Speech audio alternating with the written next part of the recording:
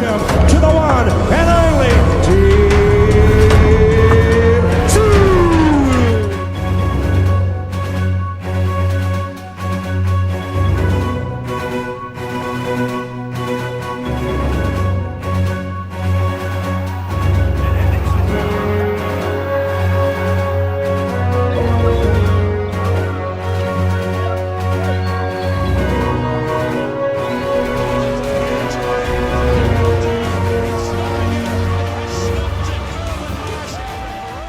G'day guys, how are we doing? Welcome to Talking Boxing. It is Monday, May the 4th, 2026. And yes, we'll get it out of the road. May the 4th be with you, all that sort of stuff.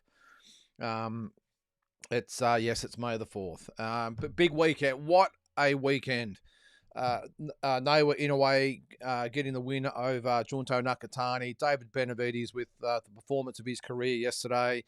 The press conference today for Nikita Tszyu, Oscar Diaz, a fight on Wednesday, and the press conference was today. Got a bit to say about that, actually. I think you know where I'm going with this press conference. I mean, fair dinkum. Oh, my God. How the promoters let some fighters at these press conferences, I'll never know. But anyway, on with the show. I'm sure you'll all comment on it. But, yeah, give me your moment of the weekend. Was it Junto Nakatani's performance against Nawa Inoue hanging in there and losing I thought it was a close decision. Was it Nawa Inoue who just did not surprise anyone, or did he disappoint maybe a little bit? And David Benavidez, how would Jai Opetaia fare against David Benavidez? I want to hear your thoughts. So let's get into it. If you haven't been on here before, this is live, of course. Put your comment, question, remark, whatever it might be in the chat. And let's talk some boxing, and also a shout out to everyone that listens to the podcast on Spotify, which normally goes a day or so later. So let's start with Tony Clifton tonight. How are you, Tony? What do you got there, mate? Wow, what a brilliant display of boxing from our Monstro. If Jaiva had the opportunity to fight Benavidez, who do you think wins and why? Clifton, prediction for what it's worth, Benavidez to win. Oh, it's a really good question, Tony. I did talk about this morning on Walking Boxing. At this stage, I've got it 51% to 49% in favour of Benavidez. And look, it just comes down to, I suppose this comes down to that big fight experience. Now that, I suppose, at the end of the day, doesn't mean a lot. You've either got it what it takes to win, or you haven't got what it takes to win.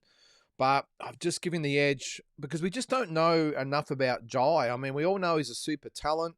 We all know that he can box, he can punch, he can do all sorts of things. But his opposition, just being fair, has not been great. Apart from Benavidez, it hasn't been great. So while he's looked absolutely devastating in a lot of his fights, some of the opponents left a lot to be desired. But at least with Benavidez, we've seen him in there with some of the best, we have seen him in there with the best fighters of, 3 different weight divisions so far. He's only had a couple of fights at 175 and one at 200, but we've seen what he's got. And yesterday, Ramirez, he's been in with the likes of Andrade and Plant and all these very, very good fighters over the journey. So we know what he's got. We just don't know exactly what Jai's got. Now, my gut feeling is he has exactly what it takes to beat Benavidez. But again, while it's still a little bit of a mystery out there, I'm going to go 51% to 49% in favour of David Benavidez at the moment. But do not get sucked in by yesterday's fight. I said again this morning on Walking Boxing, you've got a guy in Ramirez who's got concrete boots on, does not know how to move in and out, let alone left or right, does not move his head, slow with his feet and his hands, throws 1-2 punches at a time.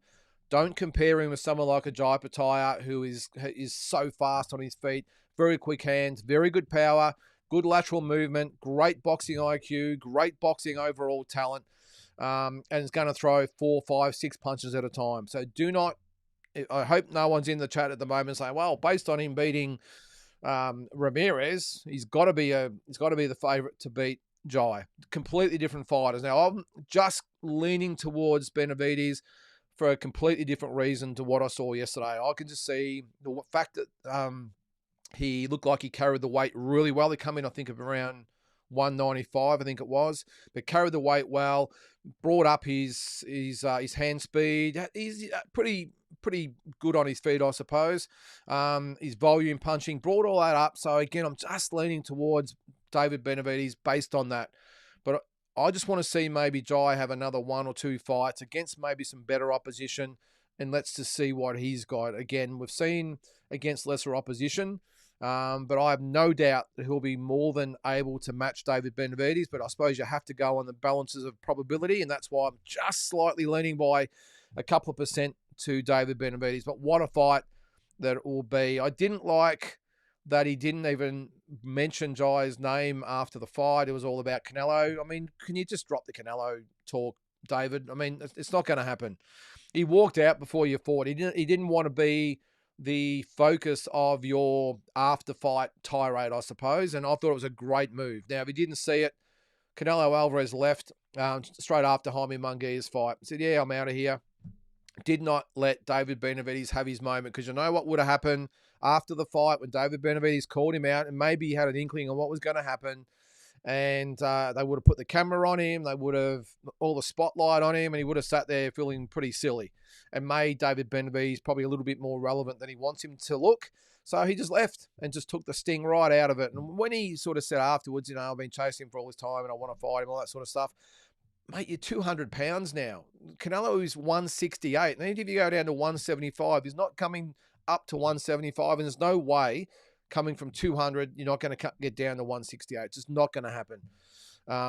I think he looked very healthy at the weight. I think makes perfect sense for the guys to fight. But as I said, I'm just leaning towards him at the moment, Tony, but not with a lot of confidence. And, of course, I'll be, as the Americans say, rooting for Jai Opetaia in that fight. I think he's got more than enough, but again, I've just got to make a decision at the moment. I'm going for David Benavidez. All right, Big J's in the chat. See, he's had a bit to say lately on his channel. I'm just trying to find your comment here, Big J. No, I can't find it. Where is it? Oh, yeah, there it is, right at the top. All right. Hi, mate. Happy Star Wars Day. May the 4th be with you. I'll bet Zerdo wishing the Force was with him after the ass kicking he got yesterday. Benavidez destroys Jai if they ever met. Well, there you go. There's the comment. What I just said there, I hope.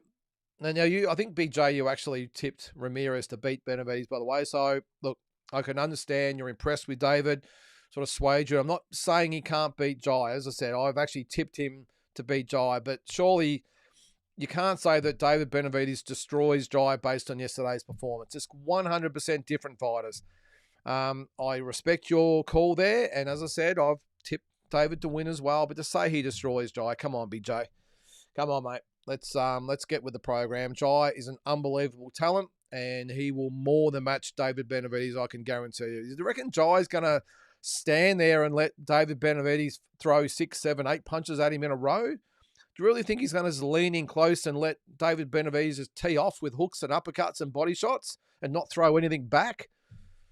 Do you really think he's just going to stand in front and not even move his feet or his head or anything and just stand there like a statue and let David Benavidez just punch holes in him? Big J, come on. You know, as I said, I agree that at this stage, I think David is just in front, but that is to say he destroys Jai. Come on, Big J, save that for your own channel, mate. I'm sure you got your reasons here. What do you got? You've got a few comments here. We'll go through them while we're on it. What do you got? Unfortunately, I think that Jai going to Zuffa will be the thing that derails his career. With no real belt, he has nothing to offer any other champion, and I don't think he gets a mandatory shot either. Look, that is a really good point, though, Big J, and I, again, mentioned that this morning. Do you think that maybe Jai at the moment, maybe not so much his team, but Jai's just sitting back thinking, okay, I didn't really have a lot of options, let's face it, he didn't. Although he had potential fights there, but he didn't really have a lot going on at that stage. Do you think he's thinking, oh, well, I signed on with this new entity.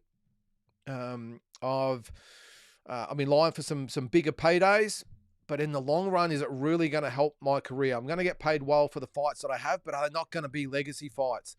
You have to be thinking, am I going to get a Benavidez fight? Am I going to get maybe a potential, a Usyk fight or an Otama fight? Am I just going to get Chris Billum Smith? Is that just where I'm at? Is this all this is going to happen? So who knows, Big J, but I'm with you. Is it going to derail his career? Well, potentially it could, 100%. I've got a feeling that Jai, look, I think he made the right call in the end. I really do. He didn't have a lot of support from Eddie Hearn. Mick from Tasman Fighters, Mick Francis, can only do so much. The Turkey connection, I suppose, probably pushed him towards Zuffa. He probably just didn't have a lot on offer. Maybe he was a bit frustrated and his team were frustrated with the lack of options coming his way. And he's just thought, well, hey, it's brand new. It's exciting. Let's just sign up and big money on the line there. But maybe he, being the first sort of major fighter, or first one or two fighters that major fighters have signed, maybe all the time they iron out all the, I suppose, the problems, the kinks, or whatever it might be in the operation at the moment, dealing with other promoters, dealing with sanctioning bodies, being stuck with one broadcaster, whatever it might be. He's almost maybe going to be the guinea pig, you would think, because if Zuffa can't deliver and he can't get these big fights, as I said, I'm sure they'll smooth it out in the long run. I think they'll have to, just in my opinion. I think Zuffa will have to work with sanctioning bodies and other promoters at some stage down the track, or they just won't attract talent. It's as simple as that. They will get no traction.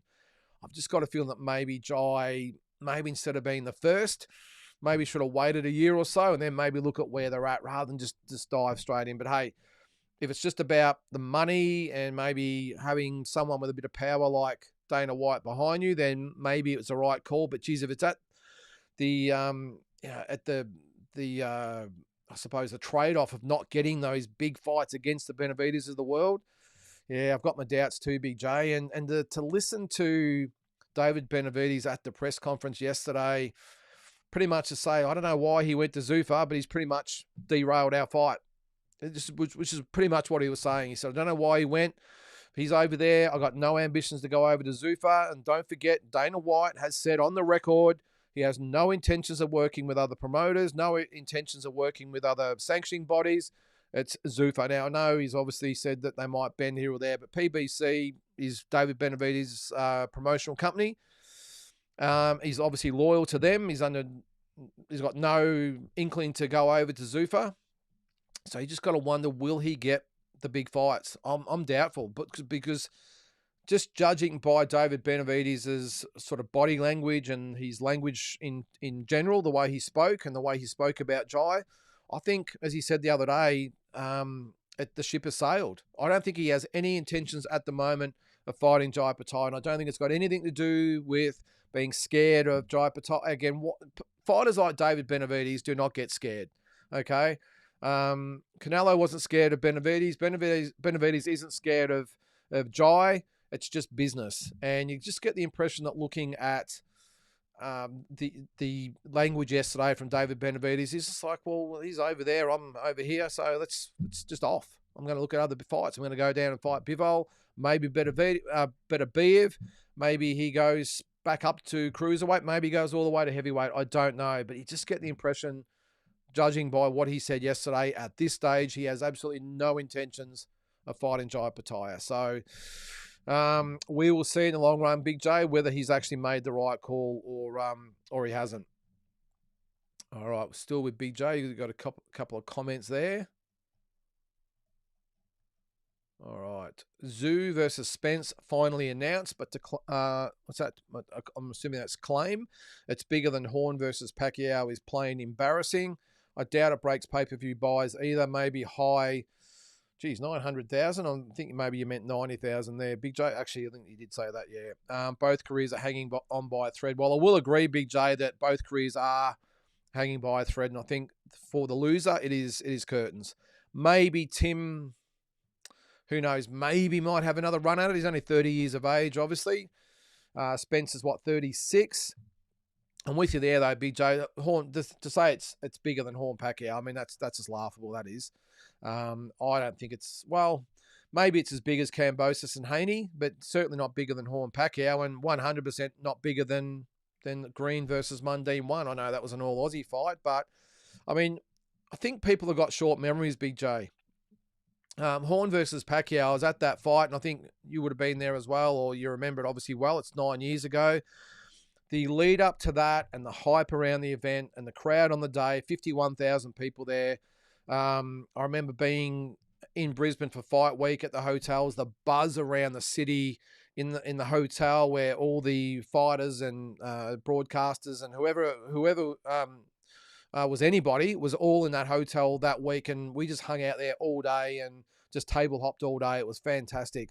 It was an unbelievable experience, and while this is a massive fight, Big J, no way it comes anywhere close to Horn Pacquiao. Yeah, mate, look, who knows? We'll see. Tim Tszyu, massive name, a lot bigger name than what Jeff Horn was at the time, obviously, but geez, when you got a guy like Manny Pacquiao involved, I mean, it didn't matter who he fought in Australia, it was always going to do big numbers. But yeah, 90,000. Yeah, I think, I think it could maybe do a little bit more than that, maybe 100, 125,000, maybe. But I mean, I don't know what the figures for Horn Pacquiao were, but I got a feeling it would have been maybe a lot bigger than that. So, all right, I'm going to start at the top now because I've gone through the first couple of comments. Shadow Boxer. Why would Nakatani use such a wide stance in the fight? It takes away your power and ability to counter. Was an odd choice. When he shortened it up, he was able to get his lead foot outside and land combos. Yeah, it's a good call, Shadow Boxing. It was probably one of the first things that I saw as well was when they came out how wide Nakatani's stance was. And I got a feeling maybe it was to negate Naowa's Inoue's explosiveness early. I mean, if he had stood upright, we've seen Naowa Inoue in the past with those explosive hooks and uppercuts and lightning quick. Maybe what he was trying to do was just get a little bit lower, maybe time Inoue sort of coming in early, if he got a little bit loose. And then maybe, as you said there, as the fight went on, he started to shorten it up and had a lot more success. It was a great fight, wasn't it? And if you looked at my review yesterday, you would have seen that I thought that Naowa Inoue was done in the 10th round. I thought that Nakatani was getting on top, and I thought he might even stop in a way. That's how dominant I thought he was. And then, of course, the headbutt, completely an accident, of course. But I think it derailed whatever chance Nakatani had. And after that, his whole body language changed. Instead of being free-flowing, punching and landing, looking really confident within himself, looked like he had all the range and timing all down pat, and he had, in a way, literally on the ropes. Then the accidental head clash happened, and it just derailed his whole momentum, I suppose. And then Inoue was able to, like a great champion, was able to settle, regroup, and got back on top and won, I thought, the last couple of rounds. So, all right. I don't think the elbows from Benavidez were deliberate. Behind closed doors, him and Zerto were good pals, and it was even emotional post-fight that he had to beat him for the belts. Yeah, look, don't know, Shadow Boxer. Sometimes you do whatever it takes to win. Not to say he would have went in there with a preconceived idea to do it, but maybe the fact that Zerto was just standing there and just being pretty much a punching bag, and it was just easy to slip one in there. I've seen fighters do it. A little bit of rush of blood maybe. Doesn't matter whether they're friends. I don't know. But look, obviously it wasn't picked up. Look, let's just maybe hope it was an accident and it wasn't deliberate. I tell you what, Zerto would have known probably for real whether it was deliberate or not. And he was obviously the one that copped it. But I just wondered at the time, after all the punches that he'd received throughout the fight, I was really just curious about the combination that put him down. Didn't seem that brutal, I suppose, and he went down. And I thought, geez, that's really odd considering the amount of punches he's taken so far, and that's what puts him down. But then obviously looking at the replay, you can obviously see the elbow clip the eye, and the eye was already sore. You could see that, and that elbow just would have topped it off. And geez, it must have been a pretty hard elbow to put someone down like Ramirez and keep him down. So I'm not sure if anything's been said today about it on social media or any action being taken, but I doubt it. I think they'll just let it slide. Shadowbox is still, I think people are getting a bit carried away saying Benavidez will destroy everyone, Jai, Bivol, etc. Zerto isn't some great fighter. He was a tough plotter whose feet are cement blocks. Yeah, well, that's what I said before, Shadowboxer. Not to say that Benavidez won't win, but to say he's going to destroy Jai based on that performance, I mean, just a bit silly from my end, mate. So there's Big J, 90,000, not 900,000. Still nowhere near the record. Drew, how are you there, mate? I can't blame Benavidez for holding no interest in fighting Jai for a toy belt in Dana's garage, with the risk of being stripped of belts that actually matter. Yeah, look, I'm with you, Drew, and while obviously I'm like everyone out there, and especially the Aussie fans, I 100% want this fight to take place, but I cannot blame David Benavidez for taking the stance that he has. It's all a business, sorry, I'll repeat that. It's a business, remember. So it's not like they're always listening to the fans. Well, all the fans out there want the fight. It doesn't matter whether I'm with PBC and he's with Zuffa, and he's got a plastic belt, and I've got real belts, and his promoter's already said he doesn't want to work with us, and I've got these other big fights. It's not like he's then saying, well, screw the fans or anything like that. It's a business decision. And I don't blame him. If I was in a similar position, I reckon I'd do the same thing and say, well, maybe what might pan out down the track. But at the moment, it doesn't look like we can work together because of what's happened. He's seen that Jai's been stripped of the IBF belt. He's seen what's happened. He's seen the IBF didn't muck around, and maybe the WBC, WBA, and WBO will be next, where they'll say, considering especially what Dana White has had to say about those said sanctioning bodies. So I don't blame Benavidez either, Drew. And we can say he's ducking Jai and he's scared of Jai, and why wouldn't he fight Jai? Well, I think he explained himself really well yesterday. And as I said before, David Benavidez is not the type of guy that's going to avoid Jai because he's scared of fighting Jai. The one reason I love the fight is because they're cut from a similar cloth. And I have no doubt that when the timing's right and the business all lines up and everything comes into alignment, that David Benavidez will be 100% down to swapping leather with Jai Opetaia for hopefully what could be the undisputed cruiserweight title. So at the moment, we can all jump on our soapboxes about him not fighting Jai, but at the end of the day, I've got to, unfortunately, put all the blame on Jai and his team. And I hate saying that, but that's the way it is. Jai has caused this. David Benavidez said himself, he said the fight could have been next, or worst case, the one after. And you've just ditched the whole thing by going with Zuffa. Now, again, we don't know how much he's getting paid. We don't know what's been promised and what Dana White's saying to Jai and the other fighters. But at the end of the day, David Benavidez said, well, why would you go? We could have fought next to the one after. Now you've just completely just muddied the waters. Now we don't know where we're at. So I'll just go back down and fight Bivol, call out Canelo, and who knows what might happen in 12 to 18 months. It's a bizarre decision in hindsight, Drew. I know maybe in a year or two we'll be all going, geez, what a unbelievable decision that was from Jai. Just management 101. How good a decision was it? But I just hope we're not saying in a year or two when Jai's still fighting the Chris Billum-Smiths of the world for the Zuffa belt and Benavidez is fighting Bivol and everyone else, that we don't say, geez, what were they thinking going to Zuffa? David Benavidez is not going to fight him. I hope that's not the case. But judging by what he said yesterday, I'm sure you'll agree, everyone out there would agree, that the language coming from David Benavidez just shouted that I have no interest in fighting Jai Opetaia at the moment. So let's see what happens down the track.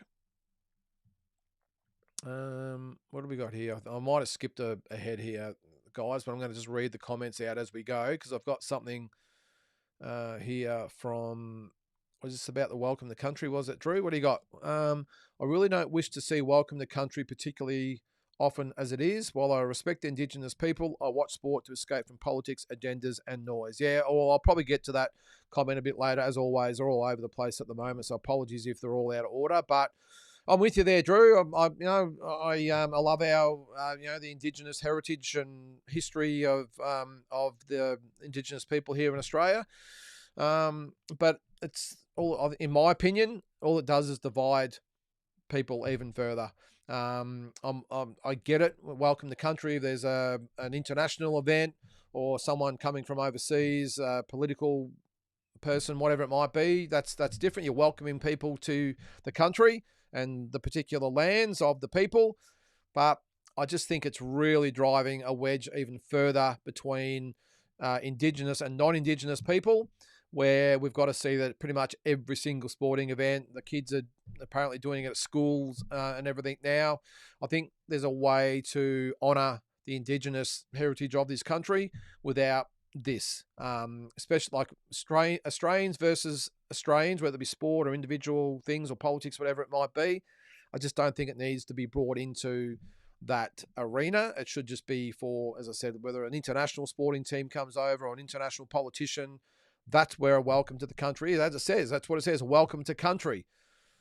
Australia is a country. So I think that's what gets a lot of people bent out of shape or bent, or annoyed, whatever it might be, is that they're being welcomed to their own country. So I'm not going to dwell on it here, guys, because I'm sure you guys all got your own different opinions and you'll sort it out in the comments, but that's just my stance. I don't like it, Drew. I don't want to see it at anything that is just Australian. Only international events and dignitaries or whoever might come over. That's it. Just my 2 cents. All right, so with Drew, I'm not going to bother watching Nikita versus Diaz, who is cannon fodder, and I know I don't have to buy it if I don't want to, but using the Tszyu name for a $60 pay-per-view price for such a fight is taking the piss. Sorry. Yeah, mate, I agree, Drew. It's not worth $60 or $70, whatever it is. No, I agree, and that's your right. Now I'll watch it, but I know sort of what I'm getting into, and I know it's probably not worth the $60, but I'm probably looking at for the card, and especially when you got a YouTube channel. Well, you got to watch the fights whether you like it or not. So. Yeah, I'll be watching. Look, I did watch Don King himself today, George Rose, try and pump the fight up, about being undefeated. And, Oscar Diaz talked a good game and all the rest of it. But I'm with you there, Drew. Look, he's cannon fodder. This isn't going to be a competitive fight. Just, again, my opinion. I've seen him fight. I've seen him train. Look, he'll be game. That's probably about it. I just don't think he has the arsenal, the power, anything, you name it. I just don't think he'll be able to go with Nikita. And I think it could even be maybe a mid-round stoppage, I would think. But again, it's all in the process of making Nikita a better fighter, obviously improving his rankings, obviously doing all sorts of different stuff. It's a career and resume builder. But I suppose in the old days, you could build a resume and a record and a reputation without charging people $60. So I get it. I 100% get it, Drew. But on the flip side, no limit, no 100% that a lot of people are going to pay it. So, of course, they charge that amount for the pay-per-view. And I know it all costs money and everything else. And maybe just by the gate, they wouldn't be able to have these type of fights. But they did it in the old days, didn't they? Without pay-per-views. And they managed to get fighters, not just here, but all over the world, to travel and put on really good fights and build resumes without pay-per-view. They did it on free-to-air. I know the networks probably paid for the fights and everything else, but probably not as much as they make out of pay-per-view. So anyway, look, it's an argument that I suppose we have every time there is a pay-per-view, but like it or not, Drew, they're here to stay, and every single fight worth anything going forward will be behind a paywall, mate. So I think it just comes down to whether, like you said there, whether you actually decide to pay for it or not. But look, the undercard should be okay. Callum Peters and the American, is it Joe-Shan James, I think his name is? Where is the card? Yeah, Joe-Shan James. Now, a lot of people in the know overseas, especially in America, have said this is a very risky fight for Callum Peters, so I'm really interested to see that one. Jack Bowen, he wasn't there today at the press conference, was he? I would have thought he would have been there. He's up against Tonga. Why would they? Oh, I was just going to say, why would they have that other guy, that, what's his name? Kyron Dryden there instead of Jack Bowen and Tonga. But obviously he's a new what's it called? Novacastrin or whatever they call him. Someone from Newcastle. Geez, didn't he embarrass himself today? It's one thing to have the hitman bandana and the toothpick and everything else, but in a shopping center, you got to carry on like that. You got to the language coming. It's a shopping center. Can you not read the room? You're in a shopping center, mate. People going about their business, come to support the event, kids, women, children, whoever, and you carry on like that, mate. You should be embarrassed. And I keep saying it. I'll probably mention it again tomorrow on Walking Boxing. Surely at some stage, George Rose, and obviously I say this every single show, by the way, because there's always some fighter out there that thinks that they can carry on like a peanut and think they've got to talk that way to hype up their fight. An undercard fight, by the way, that's probably going to be right down the bottom of the card. But anyway, surely the promoters at some stage or the broadcasters at some stage would say to these guys, if you do not behave yourselves up on that podium and have some respect for the people that are watching live on TV, the people that are actually just going about the business in a shopping centers allow them to have it there. If you do not treat this with the respect that it deserves and stop with this shit that comes out of your mouth just to talk yourself up and be some type of hero, not just talking about Kyron Dryden here, there's been plenty of others, then we're not going to have you on the card. Or we're not going to put you on the press conference. You can be on the card, but you're not coming to the press conference. I don't get it. But anyway, maybe I'm just getting old. But just have some professionalism of all things. Be professional. Do you have to get up there and carry on the way you did? Now, Hunter Ione, he probably stirred him up a little bit, but he made a good point. Hey, my daughters are over there. You have to really talk like this, not to mention all the other kids there. Anyway, I don't know how I got onto that by that question there, Drew, but fair income. These people, again, and a professional outfit like No Limit wouldn't have a code of conduct with their fighters to say, hey, you don't talk like that. Okay, you want to talk tough and face off and have a bit of push and shove? Okay, that's a little bit different. But the language, it's just totally unnecessary. It really is. So I'm just going to go and have a cup of tea and go to bed. I'm just an old codger according to some, but that's just the way I see it anyway. Let me know what you guys think. But I just think it's so unprofessional. He just made himself look like an absolute peanut today. He really did. I actually thought Hunter, in a way, who's been a little bit that way in the past, actually carried himself really well and was a lot more mature about the situation anyway. What was your question there, Drew? What did you say there? Oh, about the $60. I'll move on. All right, but you are right, Drew. It is taking the piss. All right. If Tim loses to Spence, his big money prize fighting. What's that there? Sorry. If Tim loses to Spence, his big money prize fighting and championship career will be over. If he loses, there are no more narratives to sell his fights or give hope to fans and pay-per-view consumers. Yeah, look, it depends on how. Look, if he does happen to lose, Drew, how they obviously go ahead with him. You're right. If he's not there already, he would be after a loss to Spence. I think a lot of fans out there are already off the Tszyu train already, mate. I think they've seen enough through the Bernazaliov and Fundora fights to say, well, I'm not going to get sucked into this again, although probably half of them will. But you're right. I think his big money prize fighting career will be over. But you've got to ask the question, if he does lose to Spence, well, at 30 or 31, whatever he'll be at that stage, while he could obviously come back, he's still relatively a young man at that age. He would probably be worth $15 million and set for life. And you don't want to come back and fight or either in Australia or just be a fringe fighter, which is, I reckon, is what George Kambosos is probably struggling with at the moment. After the Hitchens fight, he was pretty much in the position that Tim could be if he loses this fight. On the outer, former champion, not really going to make it to the big time again. It might just be seen as a fight for a fighter coming through, or just fighting another former champion just for probably like this is, for no real result, I suppose, and relevance. So big stakes, Drew, big stakes, and Spence as well. Spence, I would think if he loses 100%, he would retire, but it's definitely sink or swim for Tim as well. Yeah, he could probably, eke out a few more fights and for sort of half decent money. But I think the faith in him and his mantle as Australia's number one superstar would definitely be over. I think people would just jump off and he would be a really hard sell. So yeah, plenty on the line there, mate. Still with Drew, Jai will really be regretting signing with Zuffa after his name will now hold less chance as a secondary option if Bivol and Benavidez fails to materialise. Yeah, well, I've obviously spoken enough about that already, but you're right there, Drew. Now, again, maybe we don't know the whole story about the Zuffa move and what he's getting from Zuffa. Maybe they've spun him a lot of stuff that they will hopefully potentially deliver with. But I hope they haven't put the horse in front of the cart, or the cart in front of the horse, I should say. That's the term, isn't it? Where they've sold the dream, offered him big money, but then that's great. But then on the flip side, now the Benavidez's of the world don't want to fight him, and he's sort of left fighting Chris Billam-Smith or Richard. Is it Riapor or I think it is? Or hang on, who was it? Which one was it? Went to. Hang on, where are we?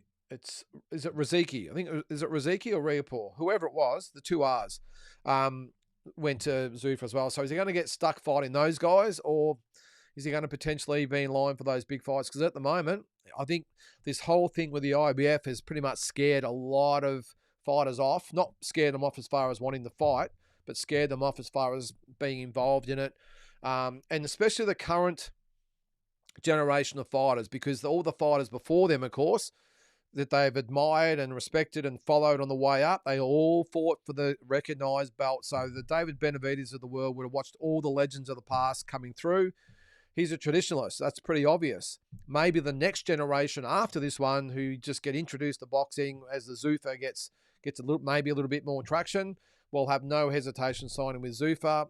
But at the moment, I've got a feeling that I would say, 90 to 95% of fighters out there at the moment, the established guys would be saying, yeah, no, not for me. I want to fight for the green belt. I want to fight for the other belts, but, I don't want to fight for this plastic belt that has no relevance, no respect, no nothing at the moment. Do I really want to risk everything and also have potentially the big, the big fight, the guy, big names in the division wanting to fight him? And I think, do you think maybe Conor Benn's in the same boat at the moment? We've seen it with Oscar De La Hoya. I mean, this whole Ryan Garcia fight, plenty of talk and plenty of back and forth between both camps. But Oscar De La Hoya said on his social media account last week or the week before, how do you expect to get this fight done, Conor? Your promoter said you're not fighting outside of your little bubble. How are you going to fight Ryan Garcia for the WBC belt? So I think Oscar De La Hoya would be absolutely pissing himself about that. I reckon he might even just say to Conor Benn, we don't want you, just out of spite. Because let's face it, Ryan Garcia's probably got another 5, 6, 7 fighters he could fight that would probably be just as big as Conor Benn. Got some massive fights out there. So I think Oscar De La Hoya might say, yeah, have fun over there, Conor. We ain't going to give you a shot at the WBC belt.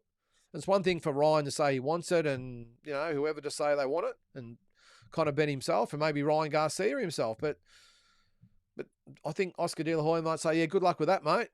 We might fight Haney again. We might fight Romero. We might fight Pacquiao. We might fight Shakur Stevenson. We might fight Teofimo Lopez. We might fight Brian Norman Jr. That's there, 5 or 6 just there. Might go to 154 and try our luck there. It doesn't need Conor Benn. I know with this back and forth sort of stuff, yep, okay, the fans like it, but I would prefer to see all those other fights over a Conor Benn fight. And I would actually probably piss myself laughing as well, to be honest, if Conor Benn was actually left out there hanging and none of those guys want to fight him because of what he's done with Zuffa. But that's the potential of it. So Conor Benn might fall in the same category as Opetaia, where they're suddenly saying, well, that's great, it's a big fight, we'd love to fight, but I'm not going to go over to Zuffa or do business with Zuffa to get it done. So, don't know. Only time will tell, Drew, but I'm telling you at the moment, just judging by what David Benavidez, I'll spit it out eventually, David Benavidez said yesterday, you got to think that what he said has almost got to be on the minds of a lot of those established champions out there. Do we really want to do this? He's over there with that. He's made the call. So many other big fights we can make here for all the proper belts. And again, they're all traditionalists. They've all grown up with all the 4 belts and the ring belt as well. Why would you want to go fight for a plastic Zuffa or unicorn belt that Oscar De La Hoya calls it? Now, in 10 years' time, it might be a totally different ball game, but at the moment, it's a joke. And when you got David Benavidez, who has actually spoken to Ryan Garcia about this, they did it on social media. Both of them have said they wouldn't be interested in going over. That's a bad sign if you're Zuffa and the fighters that are aligned with them. So, yeah, I'm with you there, mate. All right, still with Drew. Even though Hearn did a terrible job promoting Jai, I get the terrible feeling that if Jai was with him now after the weekend, Eddie would now be screaming Jai versus David from every direction. 100% he would, Drew. He would have been there. He would have been straight afterwards. He would have had all the YouTubers lined up and all the mainstream sort of boxing media lined up. And he'd be saying, all right, well, everyone's so impressed with him, let's get the 2 best cruiserweights together. And you're right, he did do a horrendous job of promoting Jai. But you're right, at least he would be there now. And he's got a hell of a voice, does Eddie, or a influence, does Eddie. So, and all the people with microphones love it when he starts to talk, and he would be shouting from the rooftops, Jai versus David. And instead, we've got David saying, yeah, No, I don't think so. He's over there. We're here. I think I'll go back and fight Bivol and whoever else is around. Yeah, that ship sailed. Not a great sign for Jai Opetaia there, Drew. One more from you. Right now, I'd give Benavidez a 60-40 chance of beating Jai. David has looked more impressive more often versus much better opposition apart from Jai's 2 Breeders' fights. Yeah, well, I had a little bit closer, Drew. As I said, I had it 51-49, but yeah, yep, I agree. And obviously, Big J said before he thinks Benavidez destroys Jai, and that's fine. I think it'll be a great fight, but yeah, I'm with you there, mate. I think Benavidez at this stage maybe just in front. All right. Errol, this is Asbot. How are you there tonight? Errol's speech still doesn't seem right to me. Plus, the statement he made in his interview about having 1 foot out the door as far as boxing is concerned doesn't sound like he's on fire for it. Yeah, he's a very casual guy, isn't he, Asbot? I actually thought he sounded a little bit better than what he has in the past, Asbot. I think the 3 years out of the ring, I think, as I said in my video the other day, I think will be more positive than negative as far as being out of the ring. And I think even Hunter Ione made a really good point today at the press conference because he was asked about Kyron Dryden being out of the ring for quite some time as well. And he just said, look, if you're a good fighter, I think this is what he said, if you're a good fighter, you're a good fighter. If you've just been out the ring for however long, it doesn't matter.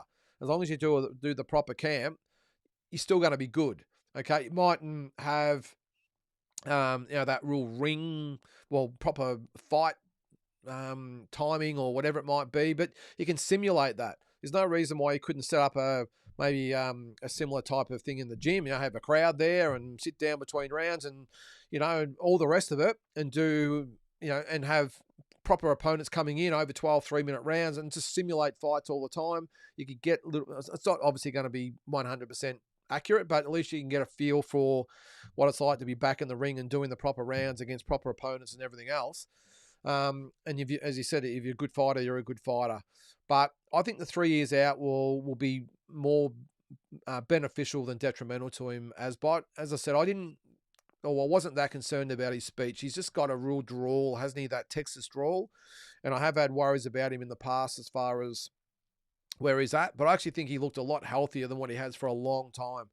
And I think the 3 years out has actually let him heal his mind, his body, maybe his whole approach to the sport, and I think it will be beneficial. Now, whether that's enough to get him motivated, because as you say there, he said he's got 1 foot out the door. Is it just a money fight to retire? I don't think so. I don't think he'd have that mindset with Tim Tszyu. I think he really wants to make a statement against Tim. I think he doesn't like Tim, and I think he really wants to win the fight. So I think it's sort of looking at as a double-edged sword, where he gets to retire, well, maybe not retire, but he gets to beat Tim and he gets a really good payday at the same time and maybe gets a shot at a Fundora or one of those types of guys. I mean, Keith Thurman did.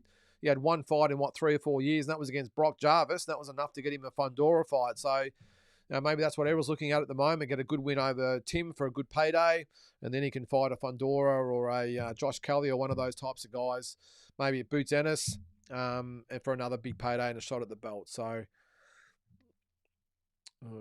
there's the Welcome to Country comment. What is it, Tony? Why is it that we don't see Welcome to Country in boxing events like we used to? Tszyu versus Mendoza, Haney Cambosis. I think Devin was gifted a possum fur neck warmer, not trying to cause controversy. No, it's not controversial, mate. Yeah, well, I know most of the big events they do Welcome to Countries, don't they? I'm pretty sure all the No Limit shows do it because I've been to a few and everyone I've been to, they've done it. So, I'm not sure, mate, but... I remember being at Welcome to Country at Tim Tszyu versus Brian Mendoza. And I'm probably like a lot of people out there that as soon as they start the Welcome to Country, I just sort of zone out and go, geez, can we just get this over with so we can get on with it?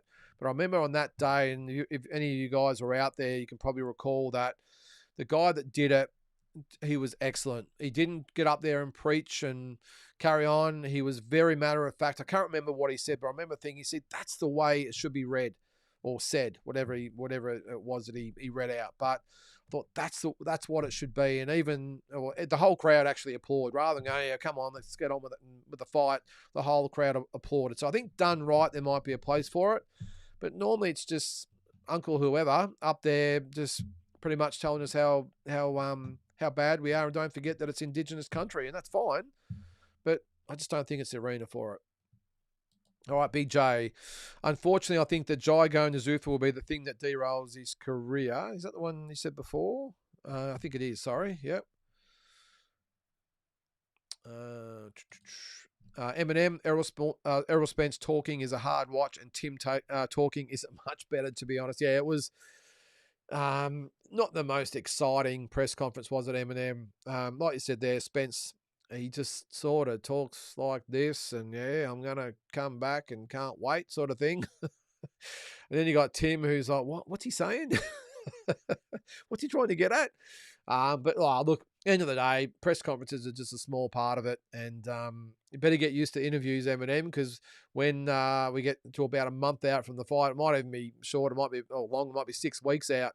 Don't worry, old Brendan Bradford at the Herald Sun or Code Sports, whatever it is, and Jay McAllister, if you're watching tonight, I'm sure he is, and Peter Bedell out there, I'm sure they'll have their microphones at the ready, and they'll be doing daily interviews and updates and all the rest of it. So it's all part of the build up there, mate. Richard, has anyone catch any fight nights in Newcastle? I was thinking about going to this one. Yeah, Richard, I went to see Nikita fight. I think it was Mason Smith there, and Paul Gallen fought Chris, what's his name, Travuski, whatever his name is, Traveski, on the undercard. Great night of fights, Richard. Really was. Atmosphere was awesome. It's not a massive stadium. I'm not quite sure how many they get there, but great atmosphere. A really good sort of vibe about the whole place. I'm not sure there's a basketball center or whatever it is, but you feel like you're really close to the action, and yeah, the atmosphere was fantastic, Richard. So if you're thinking about going, 100% do it, mate. So it's a great night of fights. Benavidez' performance yesterday was impressive. Zerto's face has got to be broken. Yeah, it'd have to be, Eminem, wouldn't it? Yep, and you're right. A great performance by Benavidez. All right, I think I've jumped ahead here again. Where are we? Oh, yep. Tom's dad, Naz. How are you there, mate? Really hoping to see. This is Terra Moana. I've been told to say it properly. I've been saying Terra Mona. Apparently, it's Terra Moana. All right, so I hope that's hasn't upset anyone. I've said it correctly. Terra Moana. Hope you see him fight Yalalov, whatever how you pronounce it in the pros. They obviously fought the Olympics as well. Get some payback, yeah, for the Olympics. Yep. Richard says, I would watch that as well, but hopefully his next fight is overseas. Either way, this is about Terra Moana. Yeah, well, actually, yeah, that was last Wednesday, wasn't it? So give me your thoughts on that. It was just a brutal knockout, wasn't it? And I said in my video, the fact that he looked at the ceiling and his eyes just fixed on the ring lights or the lights on the ceiling, whatever it was. And as he's going down, you could just sort of see him looking up there, and you could tell he was obviously out of it. And yeah, you hate to see it, especially for a 43-year-old guy. He's obviously had some knockouts in the past as well, but he's a brutal guy, Terra Moana. He can punch. And I think no matter, even though he's had some really ordinary competition, some very easy fights, I don't think we can dispute the fact that he's a very, very good fighter, and he's going to cause some damage. He's sort of our version of Moses Otama, isn't he? So let's hope he gets more fights, and maybe Jalalov, or whatever his name is, can be one of the guys he fights pretty soon. I think over, what was it, 8-10 rounds, whatever it might be, I'd back Terra Moana to win that fight. Amateur to pros is a completely different ball game. So I'm a big rap for him, Richard. I really am. This is Terra Moana. I think he could be anything in the sport, and he's going to make some serious money, 100%. All right. Claire Brennan, how are you, Claire? Have I got all your comments here? I think I have. I've probably jumped ahead, but apologies. Oh, hang on. I'll go to your first comment in the meantime. Hey, Lyndon, I rewatched Spence versus Ugas today. Now I'm not so sure how Tim will go. That version of Spence turns up. Yeah, a long time ago, though. Claire, we'll just go back. Let's have a quick look at his last few fights, Errol Spence, and just see, because it's been that long. I mean, I think he fought Ugas before Crawford, didn't he? Where is he? The truth. All right, so his last fight was in July of 2023. Yeah, Ugas was his... and that was 15 months before the Terence Crawford fight. So, and then before that, he'd had another 18 months out. So since the end of 2020 So you may as well say almost 5.5 years. This will be his third fight in 5.5 years. So he fought Danny Garcia in December of 2020. He then fought Ugas in April of 22, and then fought Crawford in July of 23. So nearly 5.5 years. This will be his third fight. So it reminds you a lot of Keith Thurman, doesn't it? So we've seen what happened to Keith Thurman when he got in there with someone like Fundora, who's been active and fought some very, very good opposition.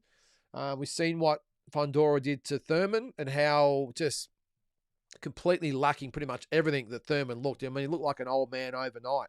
Will we see the same thing from Errol Spence? Similar thing, 3 fights or third fight in 5.5 years against a guy like Tszyu. I know he hasn't won all the fights and he's been beaten badly in a couple of them, but he's also had in that same time. Let's go back. So that was at the end of 2020. Let's go back to the same time with Tszyu. And he has, I know it's not the be all and end all, but I'm just sort of making a point here. All right, he fought Bowen Morgan in December of 2020. So since then, he's had 1, 2, 3, 4, 5, 6, 7, 8, 9, 10, 11, 12, 13. This is his 14th fight. Hang on, I'm just going to confirm that again. That seems a lot. All right, since then. All right, Dennis Hogan, Stevie Sparks, Takeshi Inoue, Terrell Gorshey, Tony Harrison, Carlos Ocampo, Brian Mendoza, Sebastian Fundora, Bakram Murtazaliev, Joey Spencer, Sebastian Fundora, Anthony Velasquez, Dennis Nerha, Errol Spence. So this is his 14th fight in that same period. This is Errol Spence's third. So will we see the same thing happen there, Claire, where the old version of Errol Spence turns up? He looks great in training, says all the right things, looks great on the pads. Maybe they do a few clips of him sparring, little 10-second burst, the old Mike Tyson trick against Jake Paul. We'll just show 10 seconds at a time. Maybe.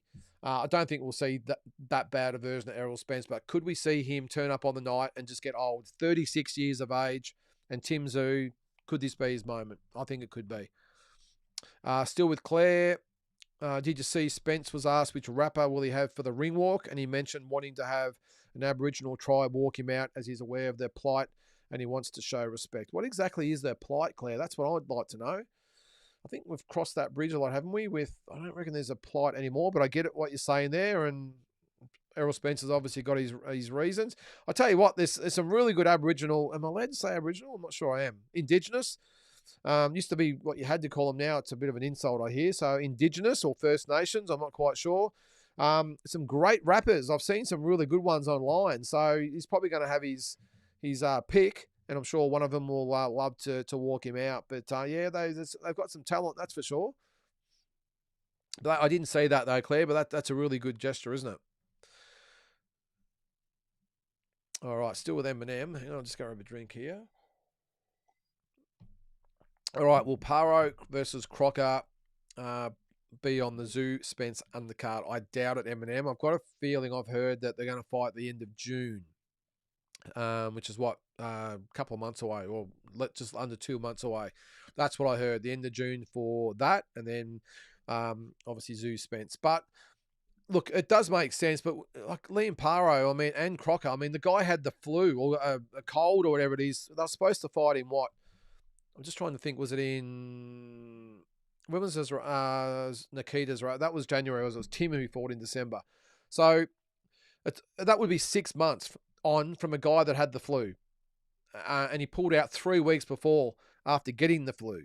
So I don't think, unless there's some other reasons out there, they could possibly have that fight any later than June. Even that's still 5 months later from a guy that had the flu, for God's sake.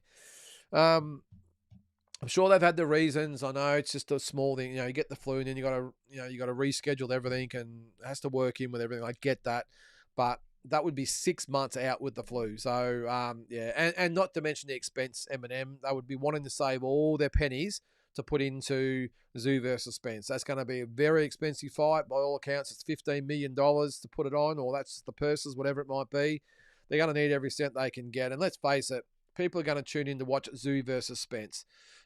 Great. The fight fans would love to have Paro and Crocker on the undercard, but it's not going to be what sells pay-per-views. Tszyu versus Spence is going to do it. They could have whoever on the undercard. It's not going to matter. The real Australian fight fans are going to buy that fight no matter who's on the undercard.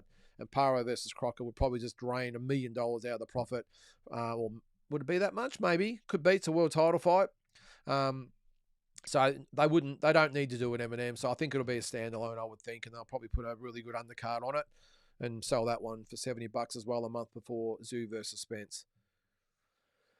Have you seen the no contest description for the Nikita Zuffa on BoxRec? Brutal truth and quite funny, I thought. Okay, well, let's have a look. I haven't seen it there, mate. Let's have a look at it. I'm on BoxRec at the moment. So Nikita. What's it say? Zuffa repeatedly reported to the doctor that he could not see after an accidental head clash. Based on these reports, the doctor advised that the fight be stopped, and the referee, following that advice, had no choice but to wave the fight off. Well, there you go. Yeah, geez. I'll get back to the event there. We'll have a look at it a bit later. All right. Hang on, I'll get through here. I'm again all over the place. All right, Richard. Tera Moana against Grutch, Illich, or Talifa is surely next, then head overseas. Otherwise, what are we doing here? Oh, good in theory, Richard. The problem is, mate, Grutch, or any of those, Illich or Talivaha, I think it's pronounce it, all of those guys would want a big payday to fight Tera Moana. They know he's promoted by Matchroom. They know he's struggling to get fights. They know they're trying to progress him.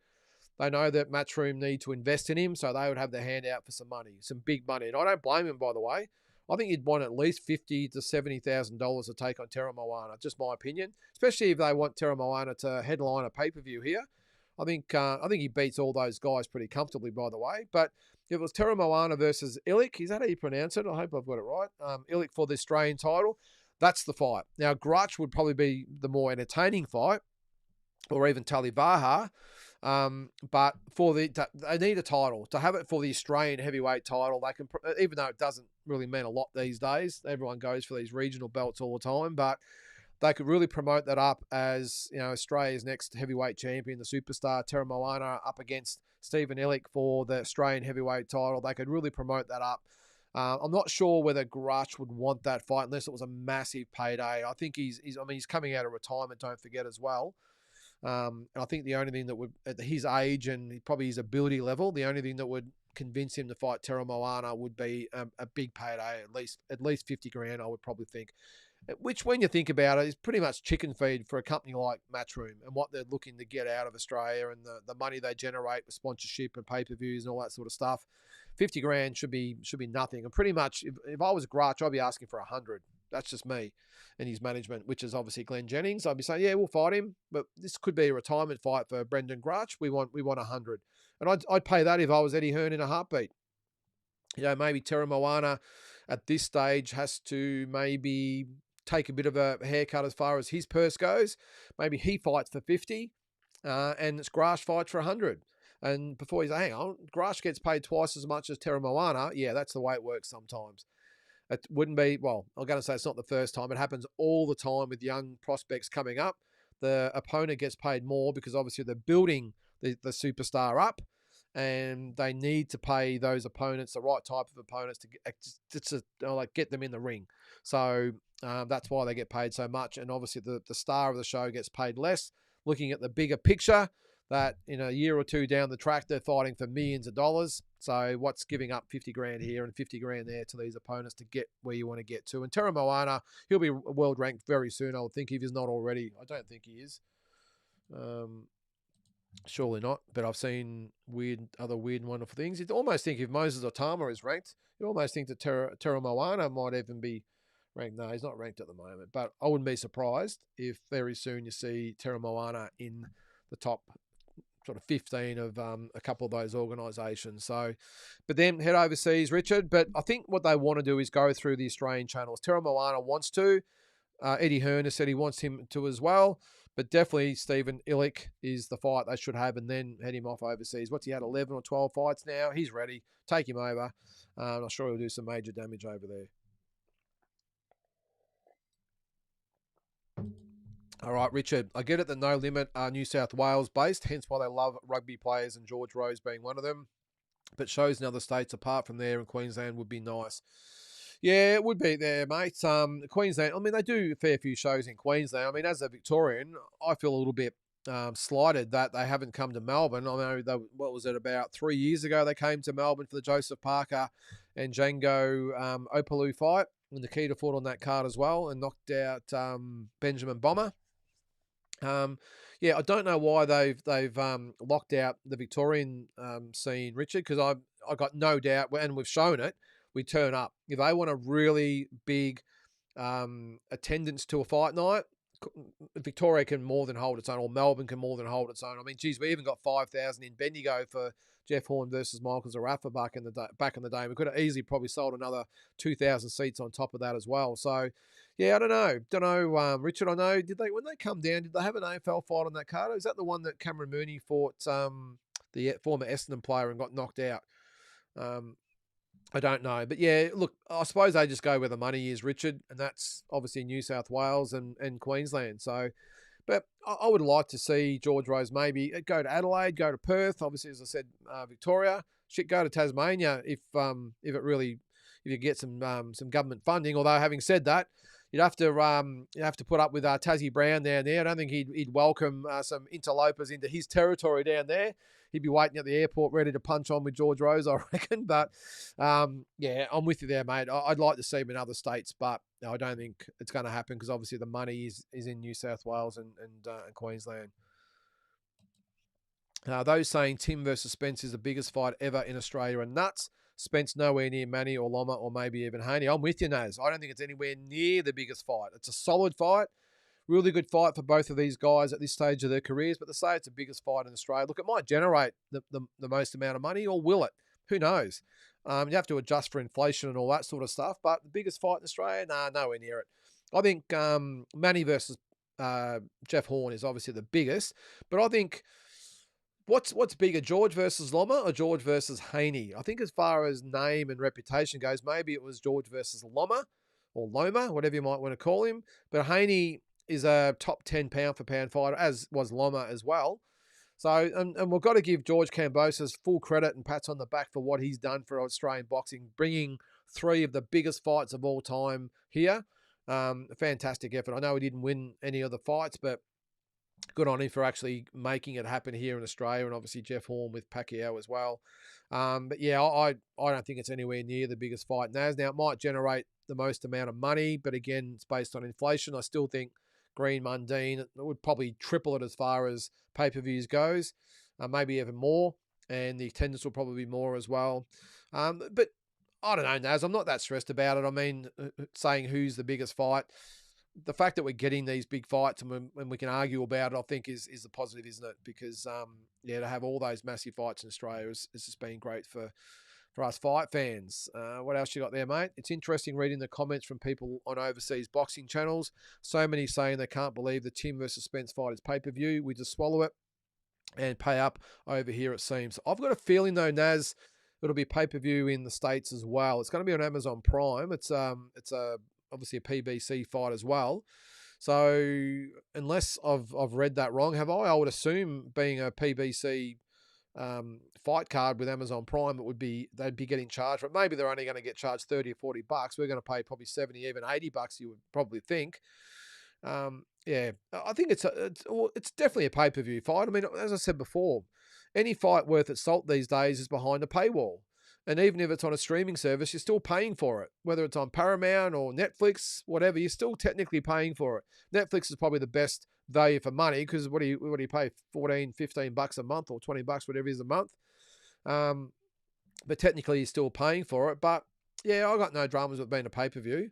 And I think real fight fans in America will probably see the same thing, and I'll say the same thing. But yeah, it's, as far as I know, mate, it is a pay-per-view over there as well.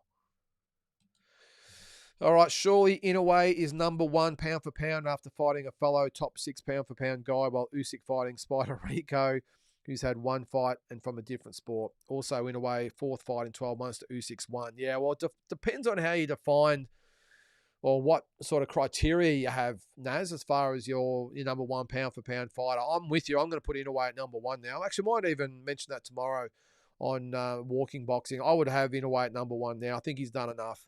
Yes, Usyk's beaten Joshua and Fury and Dubois twice, but this fight here takes a lot away from that. But if you're just looking at ability and resume and everything else, I still think you'd have to go for Naoya Inoue. I think to beat Junto Nakatani in the biggest Japanese fight of all time, I think you've got to give him his due. And yeah, I would have Naoya Inoue as number one. Yep, for sure. And Usyk hasn't done himself any favours, has he, by fighting? What'd you call him? Spider Rico, who won fight from a different sport. For the Ring magazine, Naz. I mentioned this the other day. How can you possibly respect the Ring magazine belt from now on when they're going to sanction Alexander Usyk versus Spider Rico? It's always been number one versus number two. There's no mandatories or there's no fights you got to have regularly, whatever. It just comes down to win the best, fight the best in each division. The Ring magazine belt is on the line. So how can they possibly say that Alexander Usyk against is it Rico Verhoeven, I think his real name is, can be for the Ring magazine belt? There is no way that when Oscar De La Hoya had the Ring magazine under his wing, that he would have sanctioned this fight. Is it up to the person who owns it? I'm not even sure. They got like a rankings committee or something? I'm not sure. They probably do. But either way, it's lost all credibility for me now, Naz. The Ring magazine belt, it means nothing. And I know that will horrify some of you out there. But how can the Ring magazine have any credit now or any credence, whatever you might want to call it, when you've got this fight being sanctioned for the belt? Doesn't make sense. All right, Naz thinks that Grutch gives Terra Moana rounds. I'm not so sure. Yeah, at least Ivic is for a title, and Goodall and McKean would have world-level experience. Yeah, I think Goodall and McKean would be great fights for him, Naz.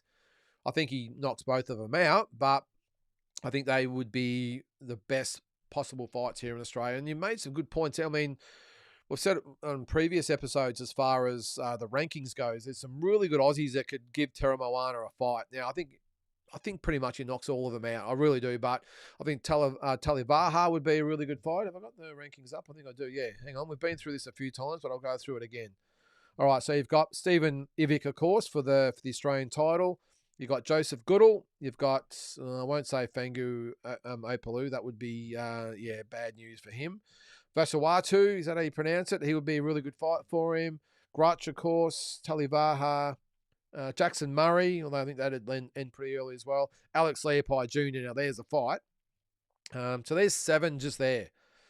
So, and that's not including someone like a Troy Pilcher who will probably get knocked out as well. But there's 7, if not 8, heavyweights that are there for Terra Moana. It just depends on whether any of them actually want to get in the ring and whether Matchroom want to actually pay them for probably the privilege of getting knocked out. So, but there's still some good fights there for him. Now, so I think Goodall would give him a good fight. He's an Olympian Commonwealth Games fighter as well. I think he's Olympian, but definitely Commonwealth Games. I think he won a silver medal, didn't he? And McKeon, although he did get ironed out in one round by Otama, and I think that might be a similar type of result. But at least I think McKeon would have the ring smarts, the experience, southpaw style. He wouldn't just like stand there and let himself get knocked out. So out of all those, I think McKeon would be the best fight for him. But of course, Ivic for the national title would be great for the resume as well. Naz, that Dryden guy, Kyron Dryden, made a fool of himself today. Imagine a mum taking her kids to the shops and having to listen to that in the background. No respect, yeah. As I said earlier, mate, just read the room. You're in a freaking shopping centre. I mean, come on. You know, so obsessed with this tough guy image. You can still be tough without acting like I've got to say a dick. Let's just call a spade a spade. When I was watching, I'm thinking, oh my God, surely his parents have raised him somewhat with some respect for others. It's one thing to be the tough guy and everything else, but to do that with no, I don't know, no conscience of where you are and the people that are around you, just crazy there, mate. Crazy. Anyway, Naz would love it if Eddie can get Joseph Goodall, Dempsey McKean, or Stephen Ivic fight for Terra Moana next. Plenty of guys in Australia for him to build off before going international. The Talivaha, etc. Yep, with you, mate. Very well said there. I gave him $1. Zerdo showed us how you don't fight Benavidez. Jai Opetaia's head and foot movement will present more problems, I think. Also, have you seen the video with the elbow from the knockout? Yeah, I've discussed that. I'm probably way behind here. I gave him $1. Apologies about that. But, yeah, I'm with you, mate. And I've said before, I think Jai's completely different type of opponent, obviously, for David Benavidez than what Ramirez was yesterday. And I think you would see a totally different fight. You would actually see that Jai Opetaia be able to match Benavidez's work rate, his hand speed, his foot speed, his agility, all that sort of stuff. Jai matches him pretty much in every single category, which is why, for me, it is still the best fight in boxing. Regardless of, you take your Boots Ennis and Victor, what's his name? I keep calling him Victor Ortiz. Virgil Ortiz. Now that Junto Nakatani and Naoya Inoue is out the way, that is the best fight in boxing. As I said, you can have your Ennis's versus Ortiz's. You can have Garcia versus Conor Benn. You can have all those fights. Have your Fury versus Joshua. Benavidez versus Jai Opetaia for me. But all those fights lined up on the same night. Which one am I going to watch? That is the fight I'm watching. There's Polly Farmer. How are you there, mate? Or The Farmer. Adam Kelly. How are you, Adam?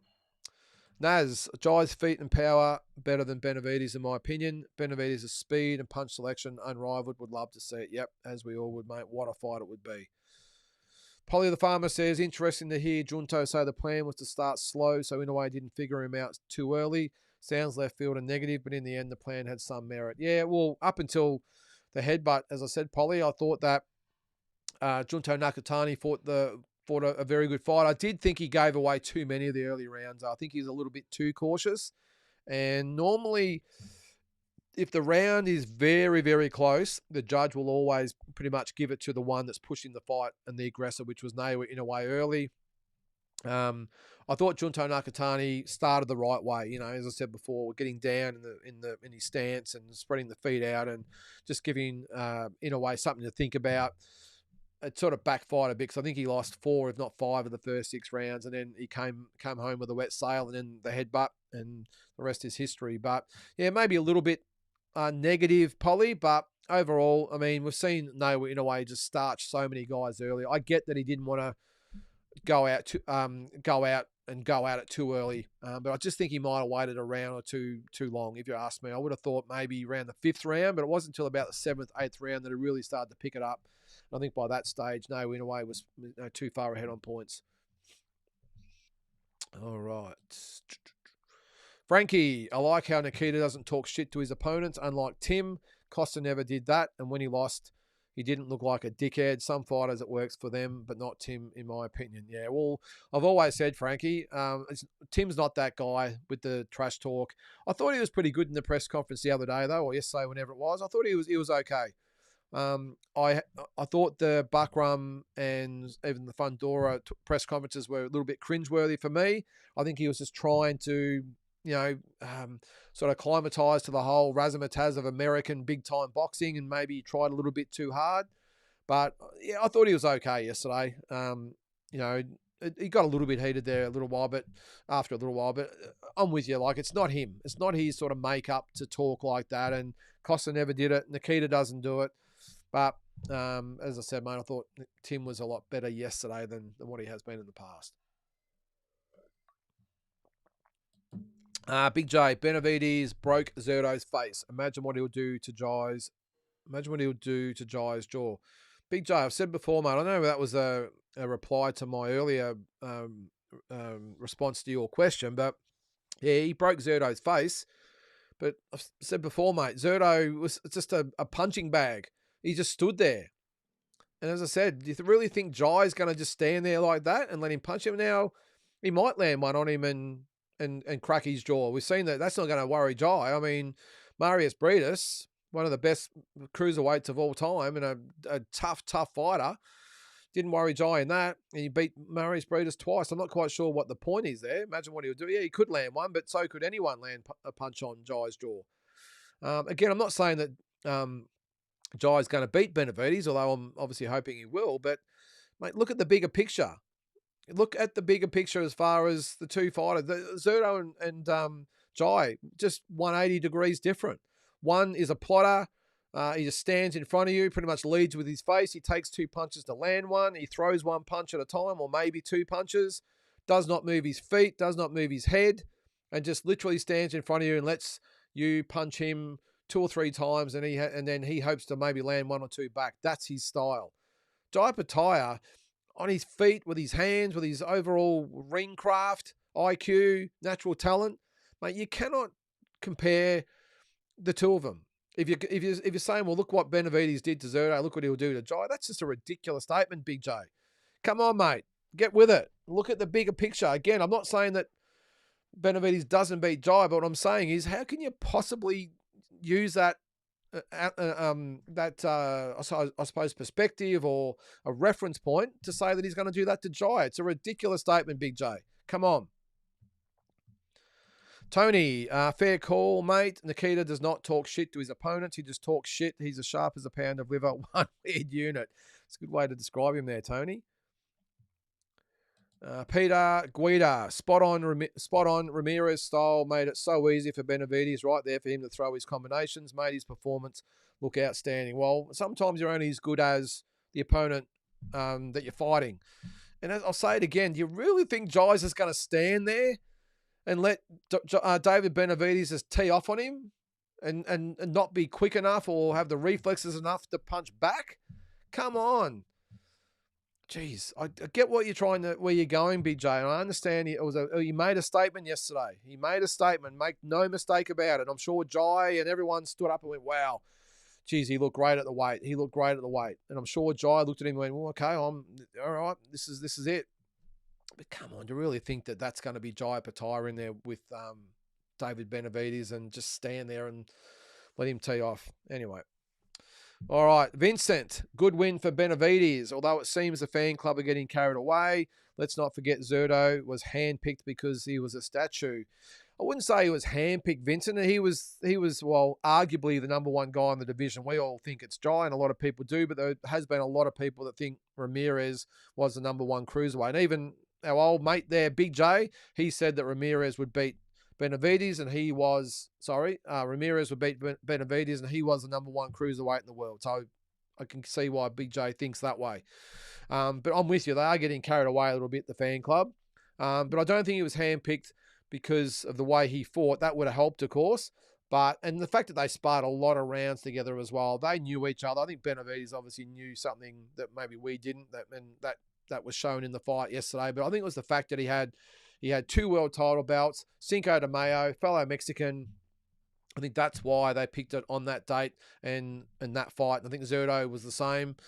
And maybe he obviously thought he could beat Benavidez based on their previous spars, and maybe he wanted to fight Benavidez instead of Jai as well. Who knows? But again, I don't think Zerto was scared of Jai Opetaia at all. But I think Benavidez has made the better business sense, which is why a lot of these fights get made and certain opponents get chosen over others. So it was a great win though, Vincent. All right. Drew says, agreed with the Tim versus Spence pay-per-view comment. The problem is over here, No Limit and Fox Sports know they can cash in on a predominantly gullible casual fan base. The cost must fit the fight. In theory, Drew, in theory, it doesn't work that way, as you know. They know we're going to fork out the $70 or $80. They just do. So they charge it. They could probably put $100 out, and they know we're going to pay that as well. That's just the way we are over here. They've obviously made Tim a superstar, but they've also conditioned us into just expecting to pay. We might grizzle about it, but we pay it. That's what we do. Maybe overseas they don't do that, and I think there's been some comments in the past I've seen. You really think that Ricky Hatton's son was on pay-per-view and Conor Ben was on pay-per-view early and all these sorts of, well, I don't know. I don't obviously live in England, so I don't know, but they are right. It's a good point. I'm sure Matthew, what's his name? What's Ricky's son? What is his name? Young Hatton. Whatever. His son's name is Ricky Hatton's son. And Conor Ben and all the other sons of legends over there. I'm sure they all started on free-to-air TV. And Campbell Hatton's his name, by the way, and then progressed. But right from the word go, the Zoo boys have been pretty much pay-per-view. So, but they, as I said, they know we're going to pay it, so they keep charging us for it, and no doubt the cost will go up and up and up. Don't be surprised if the Zoo versus Spence fight is $80 to $90. Don't be surprised. Not saying it's going to happen, but don't be surprised. If this fight on, was it Wednesday night, is $60 and a normal Tim Tszyu is $70, they need to generate the money somehow, guys. And who has to? It's like the ratepayers out there, the government, when they stuff all the decisions up and waste all the money and just throw it away on stupid shit. Who pays for it? We do. It's the same as this. They have to generate the money somehow. So who pays? The fans. And they know we're going to pay it, which is why they keep charging us more and more on a more regular basis. Joe, old mate Big J being negative about Aussie boxing. What's new? Yeah. Oh, look, I got no dramas, Joe, with Big J or anyone else having their opinion on boxing. Not to say they're wrong or anything, but maybe, I think maybe a little bit critical of the Aussie fighters, yes. Yeah, not to say he's right on a lot of occasions, but maybe just the way the description is made is what maybe gets a few people out of joint. But anyway, it's his decision. He can, or his point of view, his opinion. He can do whatever he wants.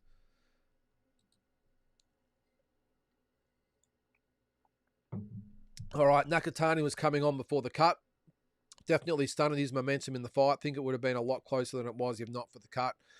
That's 8-0. Yeah, 8-0, as I said, mate. I think Nakatani was on the verge. Well, not on the verge, but I reckon he could have stopped Nail Inoue before the end of the fight. I think Inoue was really starting to show a little bit of wear and tear, just physically, I mean, as far as fatigue and being gassed a little bit.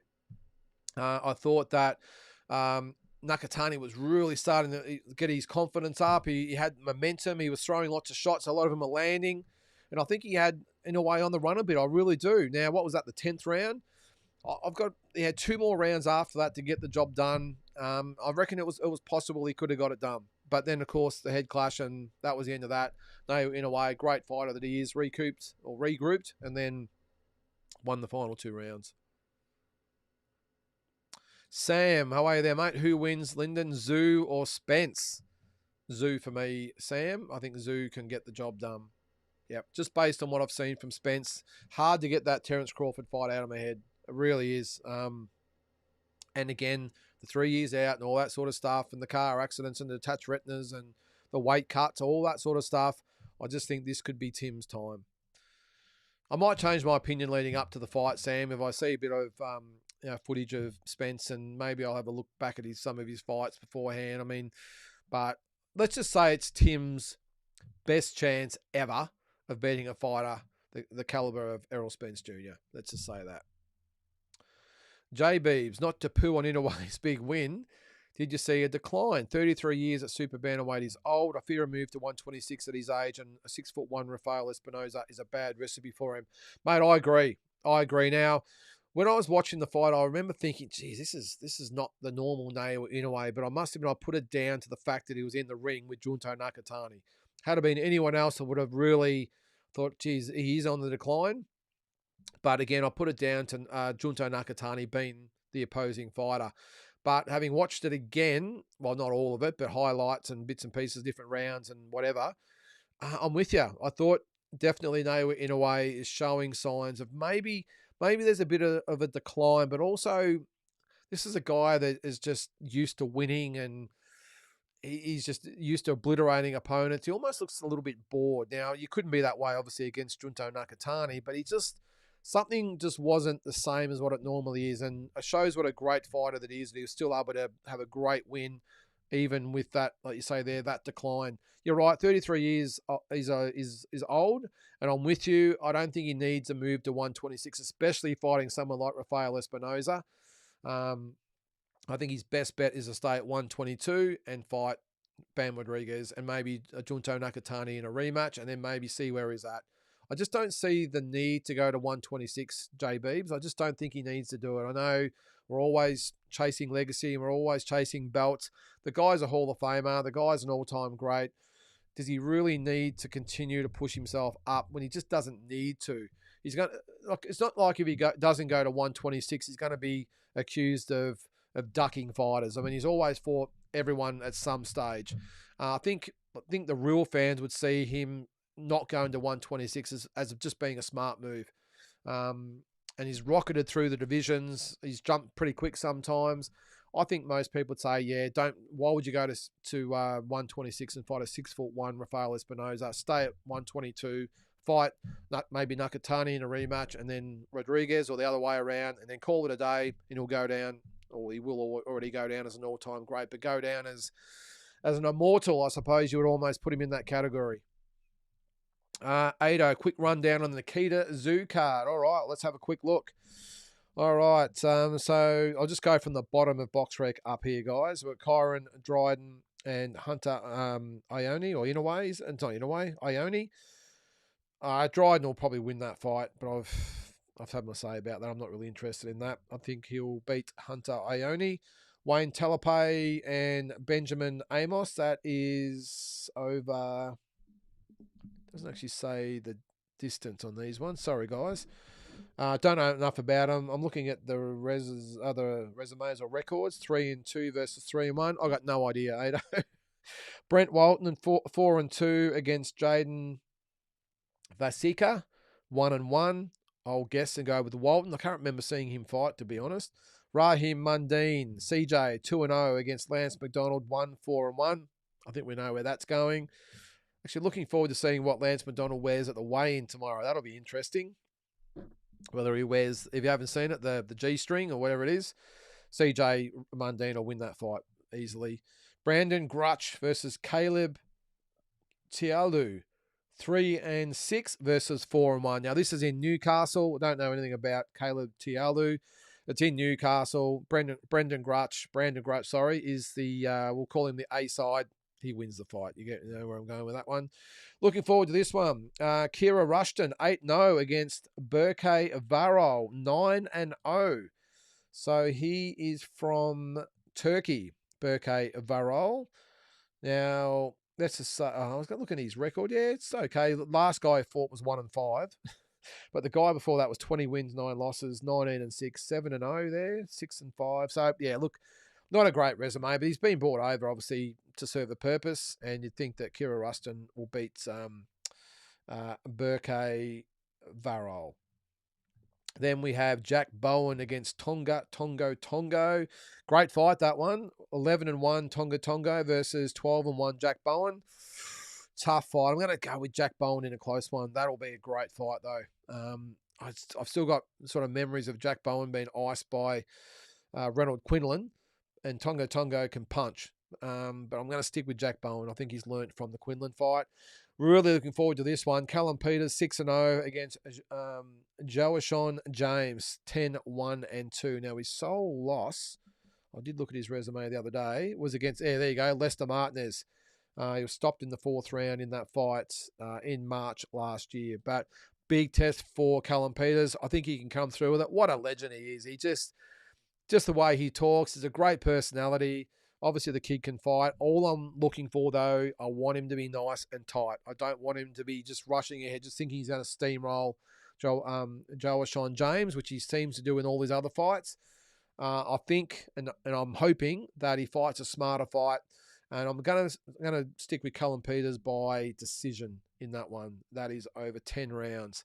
And then the big one, Nikita Tszyu, Oscar Diaz. Toughish fight for Nikita. I'm not sure whether George Rose was just rubbing it into Michael Zarafa at the press conference today by saying this is by far Nikita's biggest test. But, yeah, I think Nikita gets the job done. I'm going to say 5-6 rounds stoppage, I'm going to say, for Nikita Tszyu. So there you go. All right, what do we got? Sweet as after that fantastic weekend of boxing, now we will have to endure George Don King Rose and all the No Limit fanboy YouTubers telling us how many Wheat Bix the Tszyu brothers eat for breakfast. It's a good call, Sweet as. I know most of those YouTubers you're talking about, they do a great job, but sometimes you just, you sort of throw up a little bit in your mouth sometimes with the stories and the interviews and all that sort of stuff. But hey, someone's got to do it. I had to fast forward, I will say today, listening to Don King Rose with his little spiel the whole event. I just listened to it, was like, oh, all right, no, I'm going to fast forward because I didn't watch it live. I watched it later in the afternoon, the press conference. I had to go past it and get to the boys talking, but he'll do his best to talk it up. And let's not forget, guys, he's a promoter. They need coin to survive and to pay the fighters. So he's got to do what he's got to do. I've got no dramas with it, but it doesn't mean I've got to listen to it. All right, Polly the farmer. I heard Nikita in an interview this morning, and I get he's a strange unit, but sometimes he says some disturbing things. The way he dealt with his hand injury was out there. He did try to walk it back, but was that the... I don't know, which one was it, Polly? He's had a few. Eating the cobra's heart. What else did he do? He's talking about bathing in bull's blood and all this sort of stuff, and drinking the milk and all this sort of... He's a strange unit. I get a feeling sometimes he plays on it a little bit, as do the interviewers, but hey, I think he's a little bit left to centre. What I do love about Nikita, though, Polly, is that he's his own man. He doesn't get caught up in all the razzmatazz and all the bullshit that goes on normally in these promotions. He just does his thing. And no, that's one good thing we like about him. He doesn't say something totally different to the way it is. He doesn't try and put a spin on it, doesn't try and hoodwink us. He's just Nikita Tszyu, and that's one good thing about him. Hilton, or Kyle Hilton, is it? Any idea which city will host Tszyu versus Spence? From my sources, mate, it's Sydney. It's going to be Sydney. The interesting thing, though, is that I've been told it could be that Kudos Bank Arena, which is great, which is awesome. I watched him fight Tony Harrison there. Fantastic arena, fantastic precinct where all the arenas are. But it only fits about 15,000 there from memory. I had a feeling they wanted to do it in some sort of stadium and get sort of 40 to 45,000 people there. Unless, is it next door at the Alliance Stadium or Stadium Australia, whatever it used to be called where they had the Green Mundine fight. Geez, they're going to be playing with fire, though. They put it at the end of July outside, though, aren't they? Surely.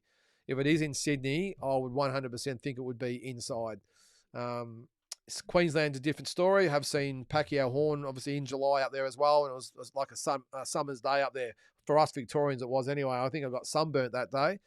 But if it is in Sydney, it probably makes sense to be the Kudos Bank Arena there, Kyle. But that's what I'm hearing, mate. It'll be in Sydney. And I did say the other day, I thought it was after the press conference it was mentioned. Obviously, it wasn't. I think they said 2 or 3 more weeks.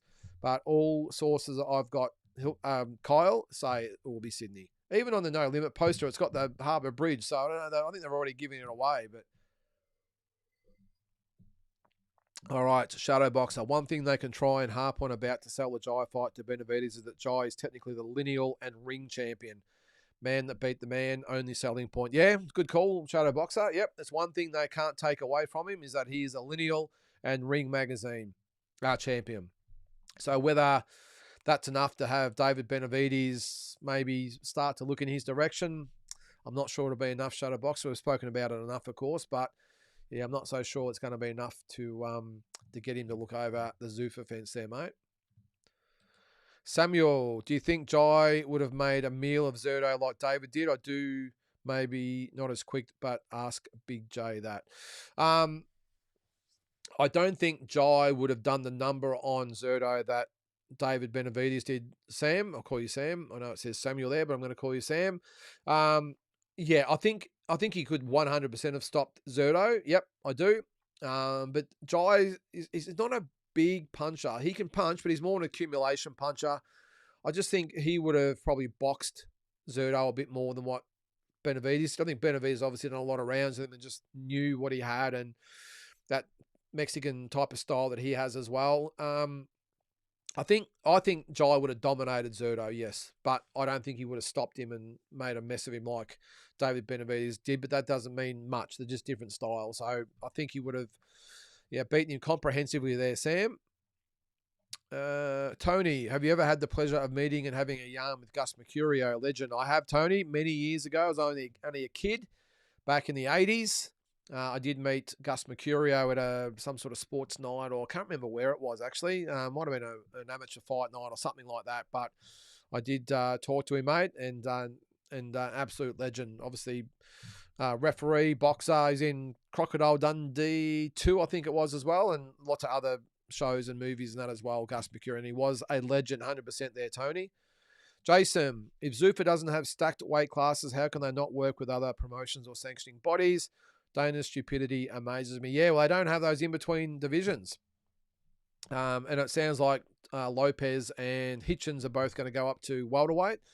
They've kept cruiserweight in there, of course. But, yeah, I just think what I think, Jason, is that Dana doesn't know boxing as well as what he probably thinks he does. And I know he can rubbish everyone that's running it as much as he wants, but at the end of the day, they still know the sport and know the business of it. I think he's come out with all these remarks that he has in the media and hasn't really thought through, like, well, I'm trying to recruit all these fighters, but geez, they fight at these junior middleweight and junior welterweight and super middleweight, and we don't have these divisions. So now what? I don't think he's thought that through. Obviously, the fighters probably haven't either, but and obviously the sanctioning body thing, I don't think he expected what happened with the IBF. Lots of things I don't think he expected. And it's one thing to say it's broken and they're all babies in the sport, but at the end of the day, that's the sport as it is. I won't say he's stupid, but I just think he's a little bit naive on the way boxing has always been run and how hard it's going to be to turn the ship. I think it's going to be like turning the Titanic. I really do. It's going to be a massive, big turning circle to try and turn it away from where it is now. I won't say it's the Titanic because that sank, didn't it? But you know what I mean? A massive cruise liner trying to change direction. It's going to take time. You can't just change direction like you do in a car. A car takes seconds. A cruise ship takes minutes. And I reckon that's going to be a similar sort of timeline as far as this goes. One second might actually equal a year as far as being able to turn this around. If it takes about 3 minutes to turn a big ship, then maybe it might be 30 years. It could be that it takes for Zuffa to be fully established in the form that he wants it to be. And by that stage, he's probably going to be out of the sport anyway. So a long way in front of Zuffa, I would think, Jason. Sweet as Paro versus Crocker welterweight world title fight will not be on the Tszyu Spence card. We'll headline their own card late June. Yep, there you go. Brisbane or Townsville. Vincent, what are the chances Benavidez Bivol doesn't happen due to the power struggles of PBC and Riyadh? Benavidez basically said it has to be only PBC on his terms. Interesting. Yeah, well, money talks, though, Vincent. I think if Bivol is a matchroom fighter, but he's also in with Turkey, obviously. PBC is, well, Benavidez, but, they have worked with Riyadh, I think, as far as I know.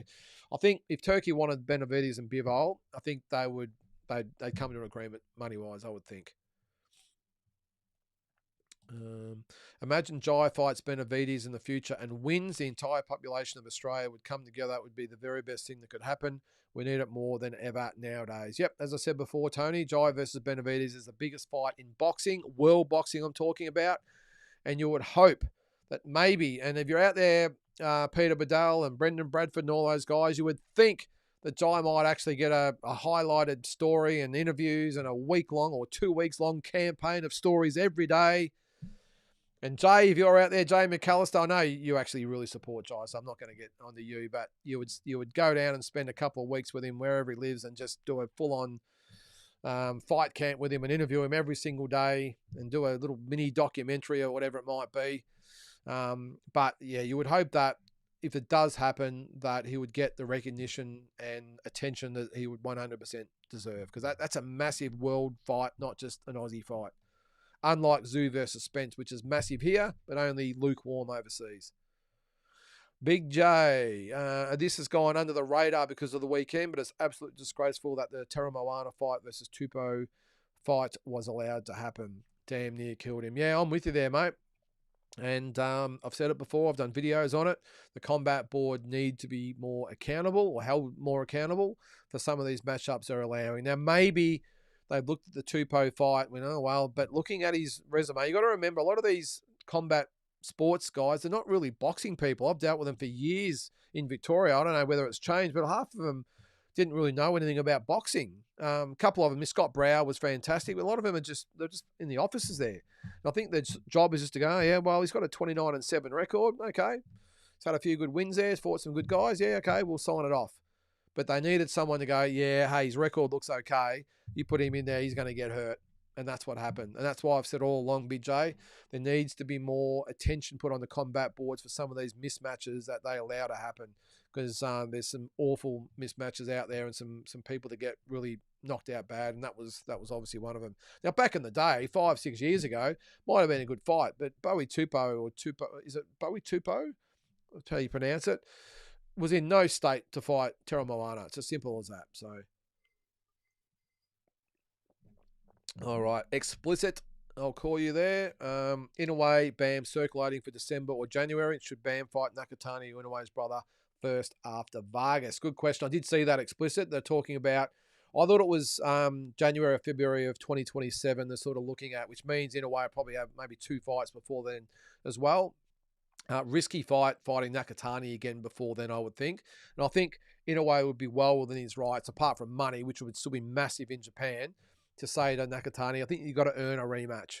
So maybe Nakatani's got to have another fight and then or 2, and then maybe see where he's at after that. But I did see that explicit. What's the question there? Should Bam fight Nakatani or Inoue's brother first after Vargas? Well, they won't want to fight Nakatani because that's obviously a very, very risky fight. So I don't think that happens, although I would love to see it. Inoue's brother, yep, maybe, but yeah, I reckon they're going to save him for the main course explicit. I think they'll get the Vargas win. They'll probably have another fight later in the year. Maybe he goes to 122 for a tune-up fight, and then they will put him in with no Inoue early in 2027. I think it actually takes away the appeal of Inoue versus Bam. This is Naoya Inoue. If they stick him in with his brother first, I just think it takes a bit of the sting out of the fight. So I think they'll just, after Vargas, I'll give him one more fight. Maybe he goes back and fights Andrew Maloney or Baldo Garcia, whoever wins that. But I don't think that happens either, because going back to 115 and then going up to 122 might just be too much jumping around. So I would think they would either have one defense at 118 or maybe test the waters at 122 and then fight Inoue after that.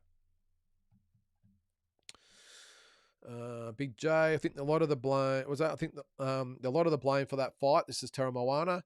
Had to rest with his team, agreeing to fight someone like that. You have to think, why would he think that that's okay, beating up an old man? Well, I think when it comes to Tera Moana, mate, he's just doing what he's been told. His team are the ones that are putting the fights together. Although they would, as I said, the matchroom, all right, let's go. They would have had probably matchmakers out there putting the feelers out for opponents. Would have been hard to get someone for him. I get that. He only fought, a couple of months ago, was it? I think. Might be less. I just think they would have just put the feelers out, and they've come back with that. The combat board signed off on it. So I got no dramas with Tera Moana in this instance, or even his team. They just wanted to give him a fight.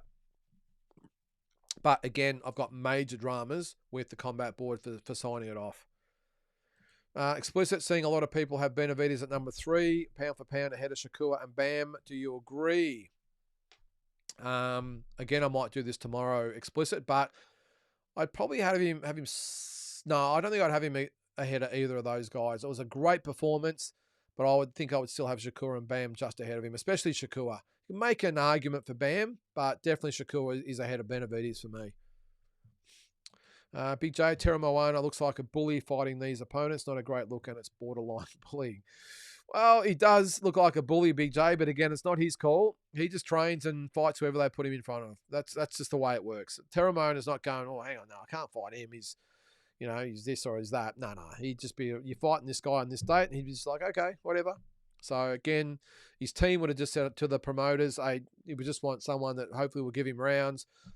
Matchmakers and the promoters, hey, he looks pretty good. Got 29-7 record or whatever it was.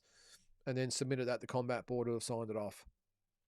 Explicit, if Inoue Bam happens, it'll look like I'll be in Japan. Bam wants to fight in Japan, but I think another great option would be at Dodger Stadium with Otani playing for the Dodgers. I think it'd be, where would it be, explicit?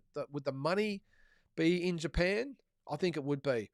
But on the other side, if you're Bam Rodriguez, I was going to say, would you want to go to Japan? Would you want to be dictated to? It's not really an A side or B side, but having said that, Inoue is the reigning champion.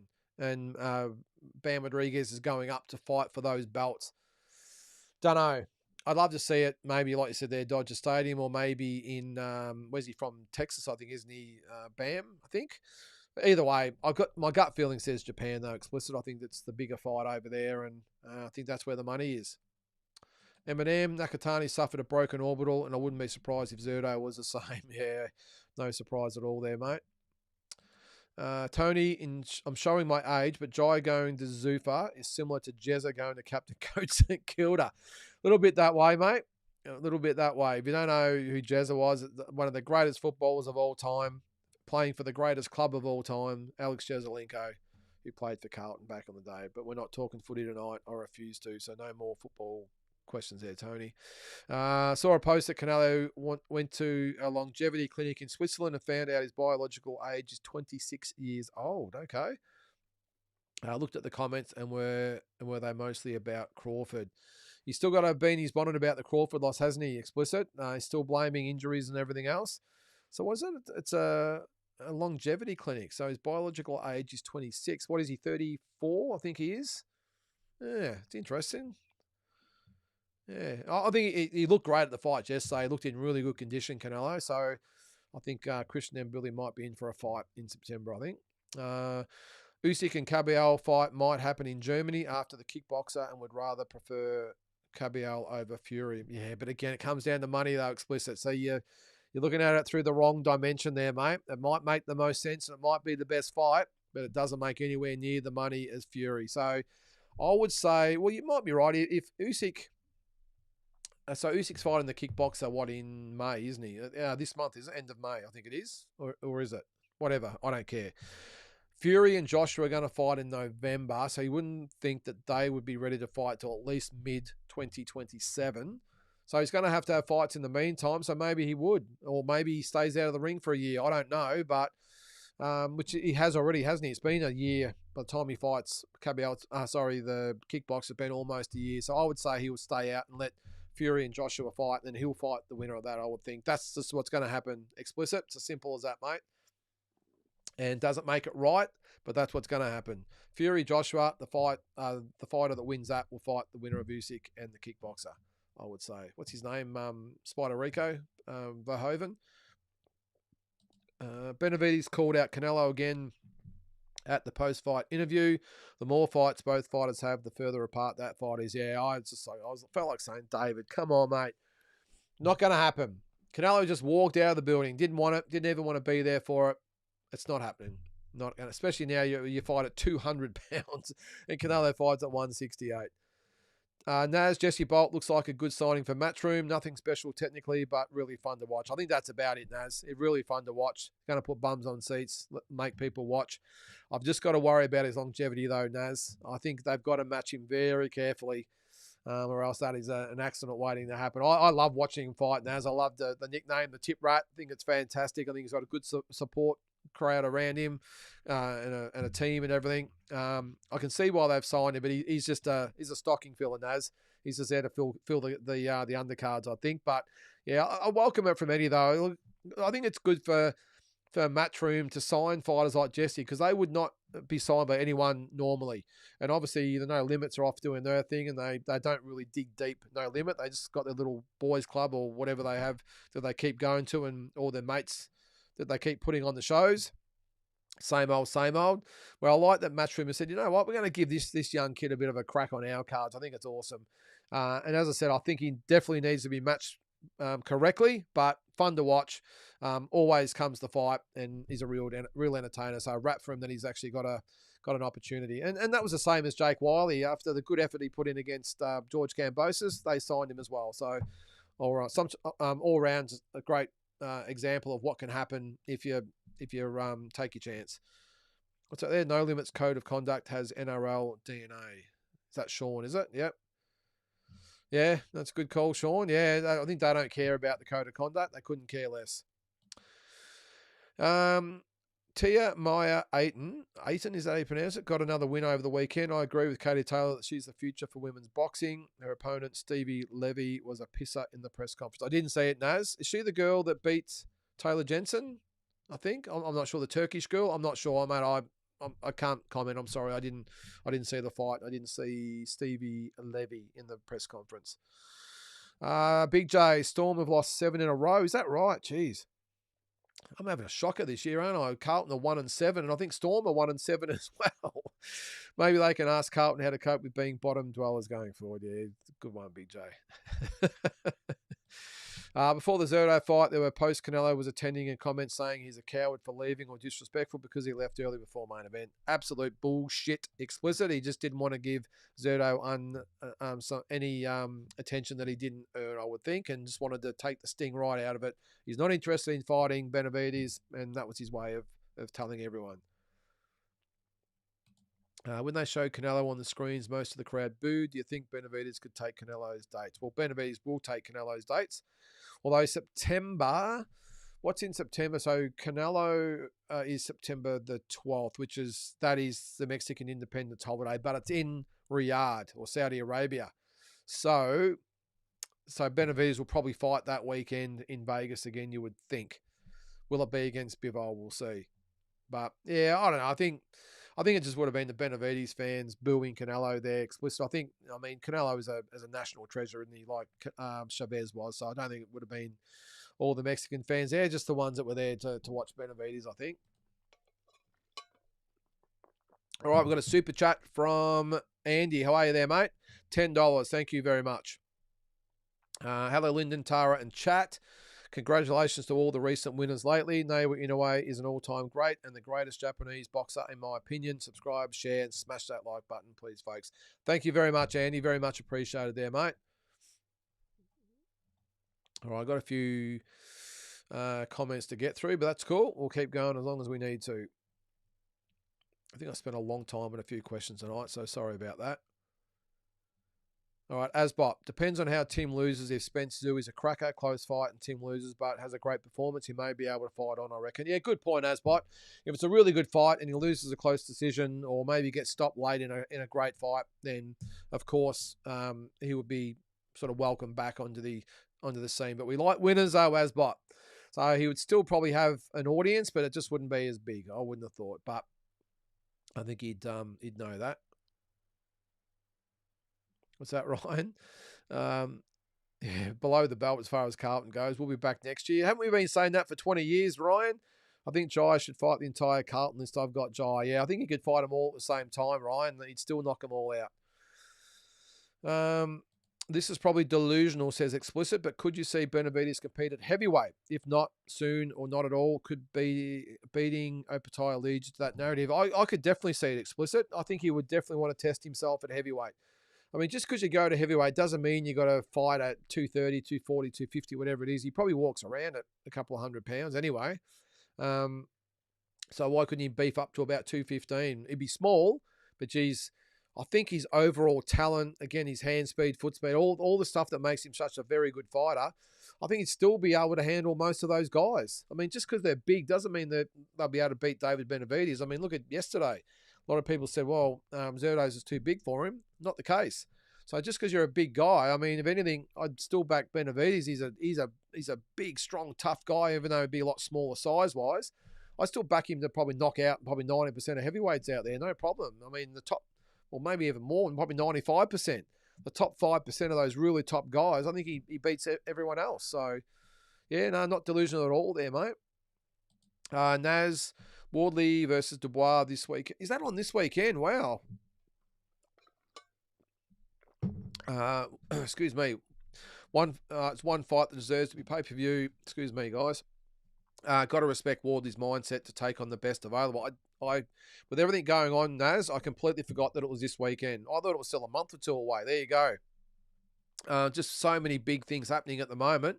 I forgot. So I'm really looking forward to that fight. That will be an awesome fight between two very, very evenly matched heavyweights. I think it's going to be great. And the styles will be just perfectly matched against each other. As far as winning the fight, I've got Dubois, Eminem. I've got Dubois winning the fight on points. Big J, Sean, you're correct. That presser today was disgraceful. What's his name? Ione, and that other idiot screaming and swearing like that in a public shopping centre is a joke. George needed to take the reins on that one. Yep. But Big J, how many times have we said this? How many times have we said, well, I've said it anyway, all the press conferences. I get it after the fight. Emotions are running hot, adrenaline's running. I get all that, and you might say something you're in the spur of the moment. I've got no dramas with that, even though I prefer them to be professional. I know, I get it. I've been there. But as far as in the press conference, especially because it seemed preempt. Is that the word? Pre-planned. Like he was gonna carry on, because as soon as Hunter Ione started to talk, you could sort of hear him in the background, and then as soon as he got the microphone in front of him, out it came. I just would have thought that George Rose would say, "Hey guys, just be professional. Okay, you're representing Main Event. You're representing No Limit. You're representing your gyms, your families, everyone else. You know, just save it. That's what I would have said anyway. But obviously they don't care. And I think if anything, they probably encourage it. BJ says Wardley wins by KO. Okay. Eminem says Dubois by KO. Mutzi, Zerdo is a blown-up super middleweight and concrete boots. Jai is a big cruiser and would keep Benavidez off him easily. As long as he doesn't fade late, Jai gives him everything he can handle. I'm with you, Mutzi. And that is a little bit of a concern. Jai can fade late. And Benavidez, for 12 rounds, he's going to be there and on him and really make him work, which is why I've got it slightly in favour of David Benavidez at the moment. But make no mistake, Jai will give him every single thing he can handle and more.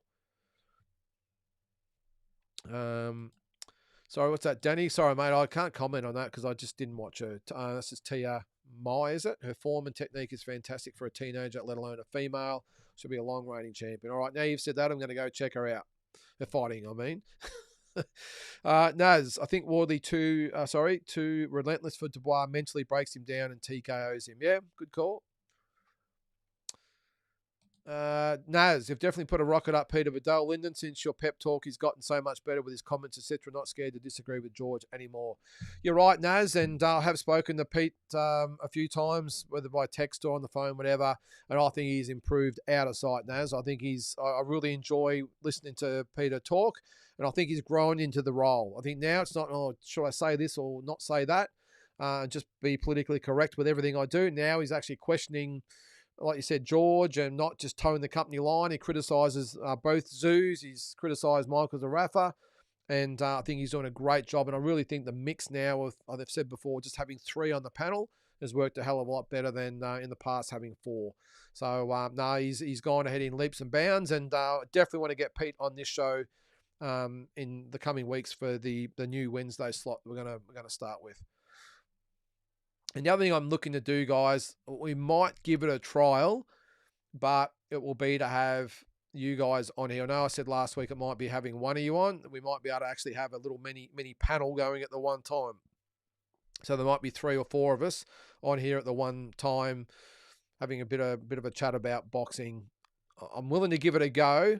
We'll see. Okay, but could be something we can look at.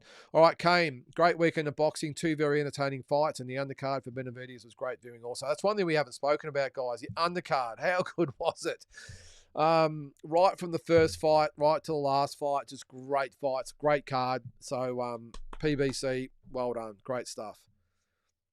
You don't often say that, do you, when you look at the whole card and think, gee, that was great.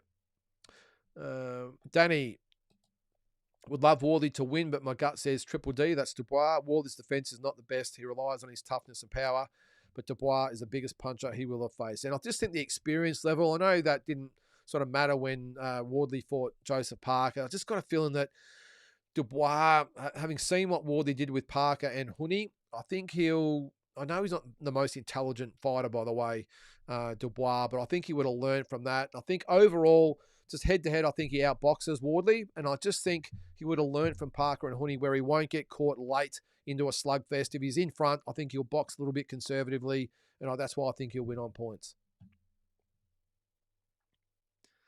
Yeah, at some point the defense will get exposed. Yes, I'm with you there, Danny. Takuma Inoue was good. Don't know if I haven't been giving him credit because I compare him to Nawa, or he's really improved. Yeah, I think he gets unfairly judged, Mutzi, as far as in comparison to Nawa. Inoue, he is on his own a very, very good fighter, and obviously nowhere near as good as what his brother, but good enough. And I think, very, very good fighter, mate, and underrated. All right, Tony, is Wednesday night the world premiere of your new boxing show? Nah, mate, the world premiere, I like that. Nah, the Tszyu fight's on, mate. I know a lot of people will be watching that. I will be watching it, so we might do it the week after. I'm just going to alternate it per week. One night it might be with hopefully Peter like Peter Vidal and whoever else on there, and then other nights it might be you guys, a fan show, a show for the fans. Have you actually seen a show like that? I'm not sure. I don't watch a lot of other Aussie shows or even international shows. Do they see that where they get just the people that are watching the show to come on? I know a lot of people have panels and guests and all that sort of stuff. Is there a boxing show out there that says to you guys that are currently viewing, all right, well, here's the link, come on in and let's all talk rather than type it in? I don't know. Correct me if I'm wrong. I know Rob Schiffert before the fight does his Instagram lives, but normally with other YouTubers or fighters or managers or trainers, whatever it might be. But actually just saying to the fans, all right, here you go. Here's your platform. Here's your voice. Let's go. That's what it's going to be. So whether it's 1, 2, 3 of us, 4 of us that are on here, it'll be come on in. You'll go in the waiting room and I'll be able to bring you on and kick you out if need be. Mute you if need be as well. I can do that. But that's what I'm going to do. So all you guys watching at the moment, so it's Tony and Big J and whoever else is on there, you'll be able to actually come on all together or individually and tell us what's on your mind. It'll be probably an hour and a half of that. So tell me if you think it's a good idea. And then the other weeks will be having actual guests or guest panelists on and we'll talk boxing. Danny, Tera Moana reminds me of a likeable version of Tyson Fury outside the ring and as exciting as a young version of AJ inside the ring. That's a really good comparison there, Danny.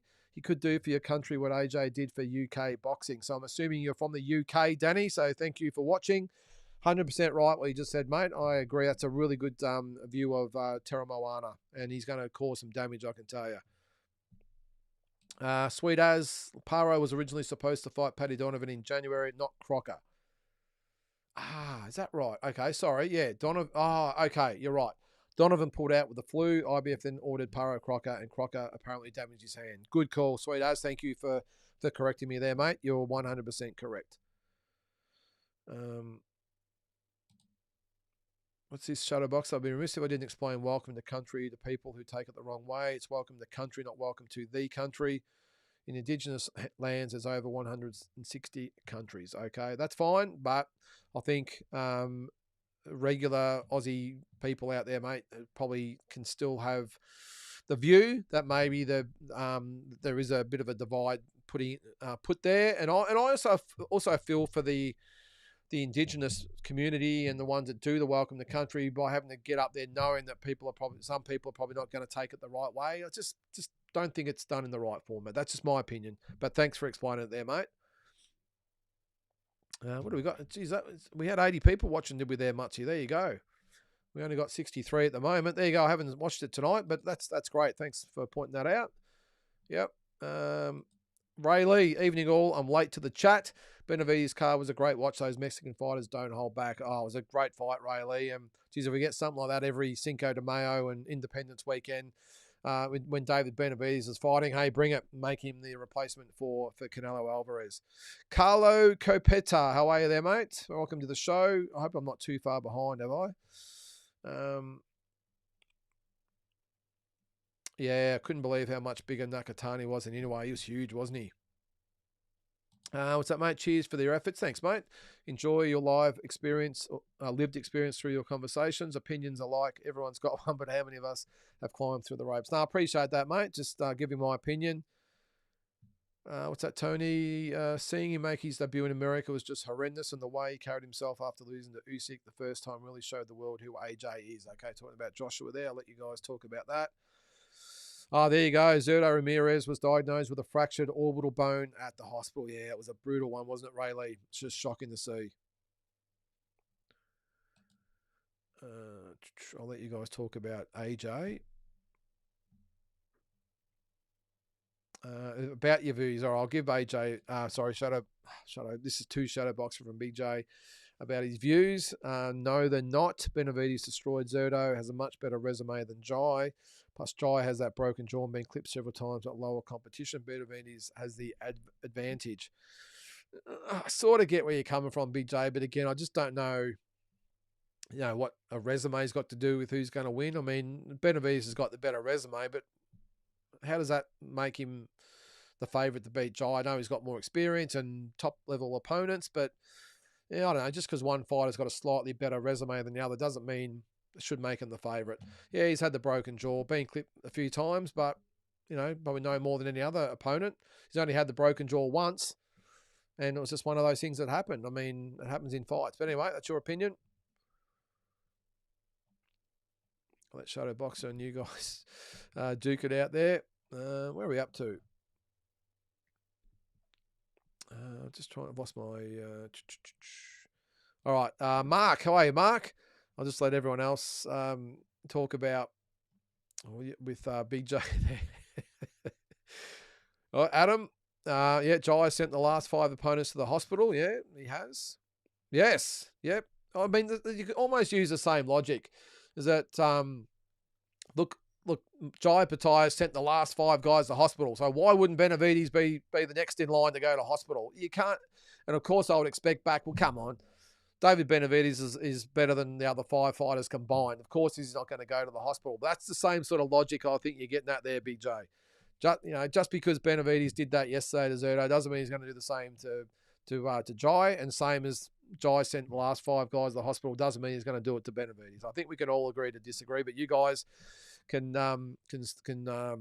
chew the fat in the comments there. And Benavidez Opetaia would be a great fight, 100% there, mate. Yeah, Naz, we haven't talked about this one. Oscar Duarte is so unlucky lately. Hitchens pulling out of the title fight in February, and now Fierro coming in 3 pounds heavy and almost winning. Hope he gets another title shot soon. That was a great fight. That was fantastic. I think we're almost at the end of it there, guys. Carlo says, does anyone really care? Spencer's shot, Tszyu semi-shot, and what are they fighting for? No belts, no ranking. Pay-per-view in what world? There are no limits to people's gullibility. We're all gullible, Carlo. Look, here in Australia, though, mate, Tszyu is a superstar. It's as simple as that. And people pay, and they know they pay, and they keep putting him up as a pay-per-view. Is that right? Dan, is it Dan D. Pasquale? Surprised to see that Spence is a heavy favourite. I didn't know that, Dan.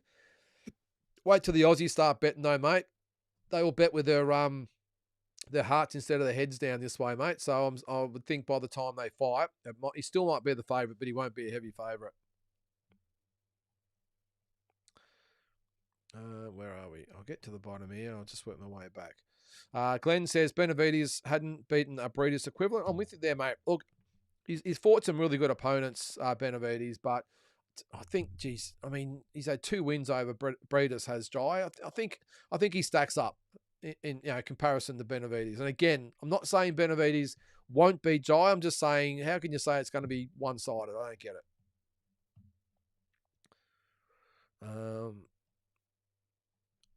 What's that? Bree Hammer, Prime Crawford versus Prime Floyd at welterweight or 140. Who wins? Well, there's a real change of tact. I'll call you Hammer. Jeez. Jeez, mate. I've now got a headache. Are you asking that question? Prime Crawford, Prime Floyd. At what weight? Welterweight, sorry, or 140. Geez, I've got no idea. It's hard to go past. I was going to say hard to go past Floyd, but geez, you could go past him with Crawford. I'm going to go with Floyd, but not with any confidence at all. If anyone's going to beat Floyd, Hammer, a Prime Floyd, it is Prime Crawford, 100%. But I'm going to stick with Floyd. But certainly not going to disagree with anyone that says Crawford, by the way.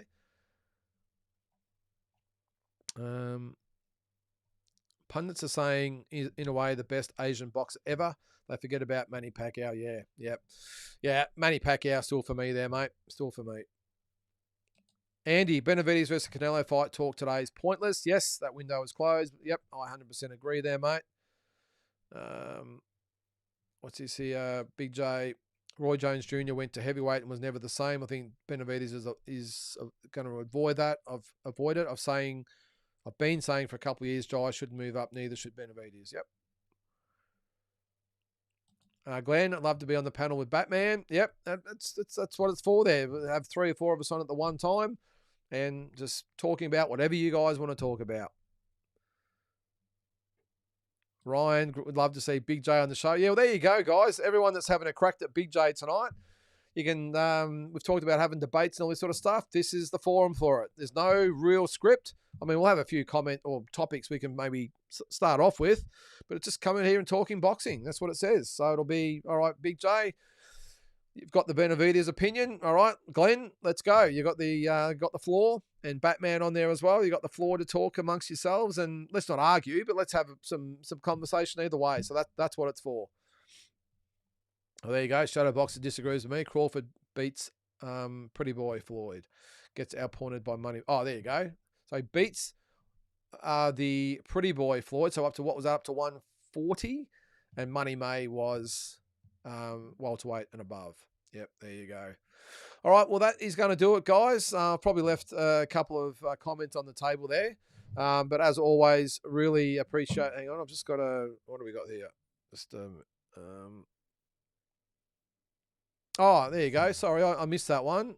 My wife Tara has just sent through a comment from All Star Boxing. There you go. Thanks for the compliments for Benjamin Hussein the other day. Great fight by both lads, mate. It was an awesome fight. And I think I said on my walk the next morning, I expected Andrew Hunt to win, I'll be honest. I was very, very big on Andrew Hunt and what he could do. But I was so impressed by the toughness of Benjamin Hussein. He was confident the whole way through, as I'm sure you were. And I know a few people that won money on Benjamin Hussein, so they knew more than what I did. But I thought Andrew Hunt would win, and an unbelievable performance from Benjamin Hussein, mate. And hopefully he gets some more big fights. And also, big congratulations to you and your team, because a lot of these upsets that happen, you probably didn't think it was an upset, but a lot of people did, including me. But obviously goes to all the work that you guys do in the gym, mate. So congratulations to you as well as Ben for a great night of boxing, and full credit to you guys. All right, well, there you go. That's going to do it for this week. What's that non-stop boxing talk? Love it. Yeah, it's great. The 2 hours goes quick, Richard. We're 10 minutes over tonight, but it always goes very quickly. But guys, just make sure you watch every morning before lunchtime. It's usually on. Walking Boxing. Tune in and enjoy the fights on Wednesday. Plenty to talk about, and then hopefully next week is when we get this other program off the ground. And whether it's the guest format for starters or you guys coming on, I'll decide, and we'll go from there. But have a great week. Enjoy the fights. We'll catch you next Monday night on Talking Boxing.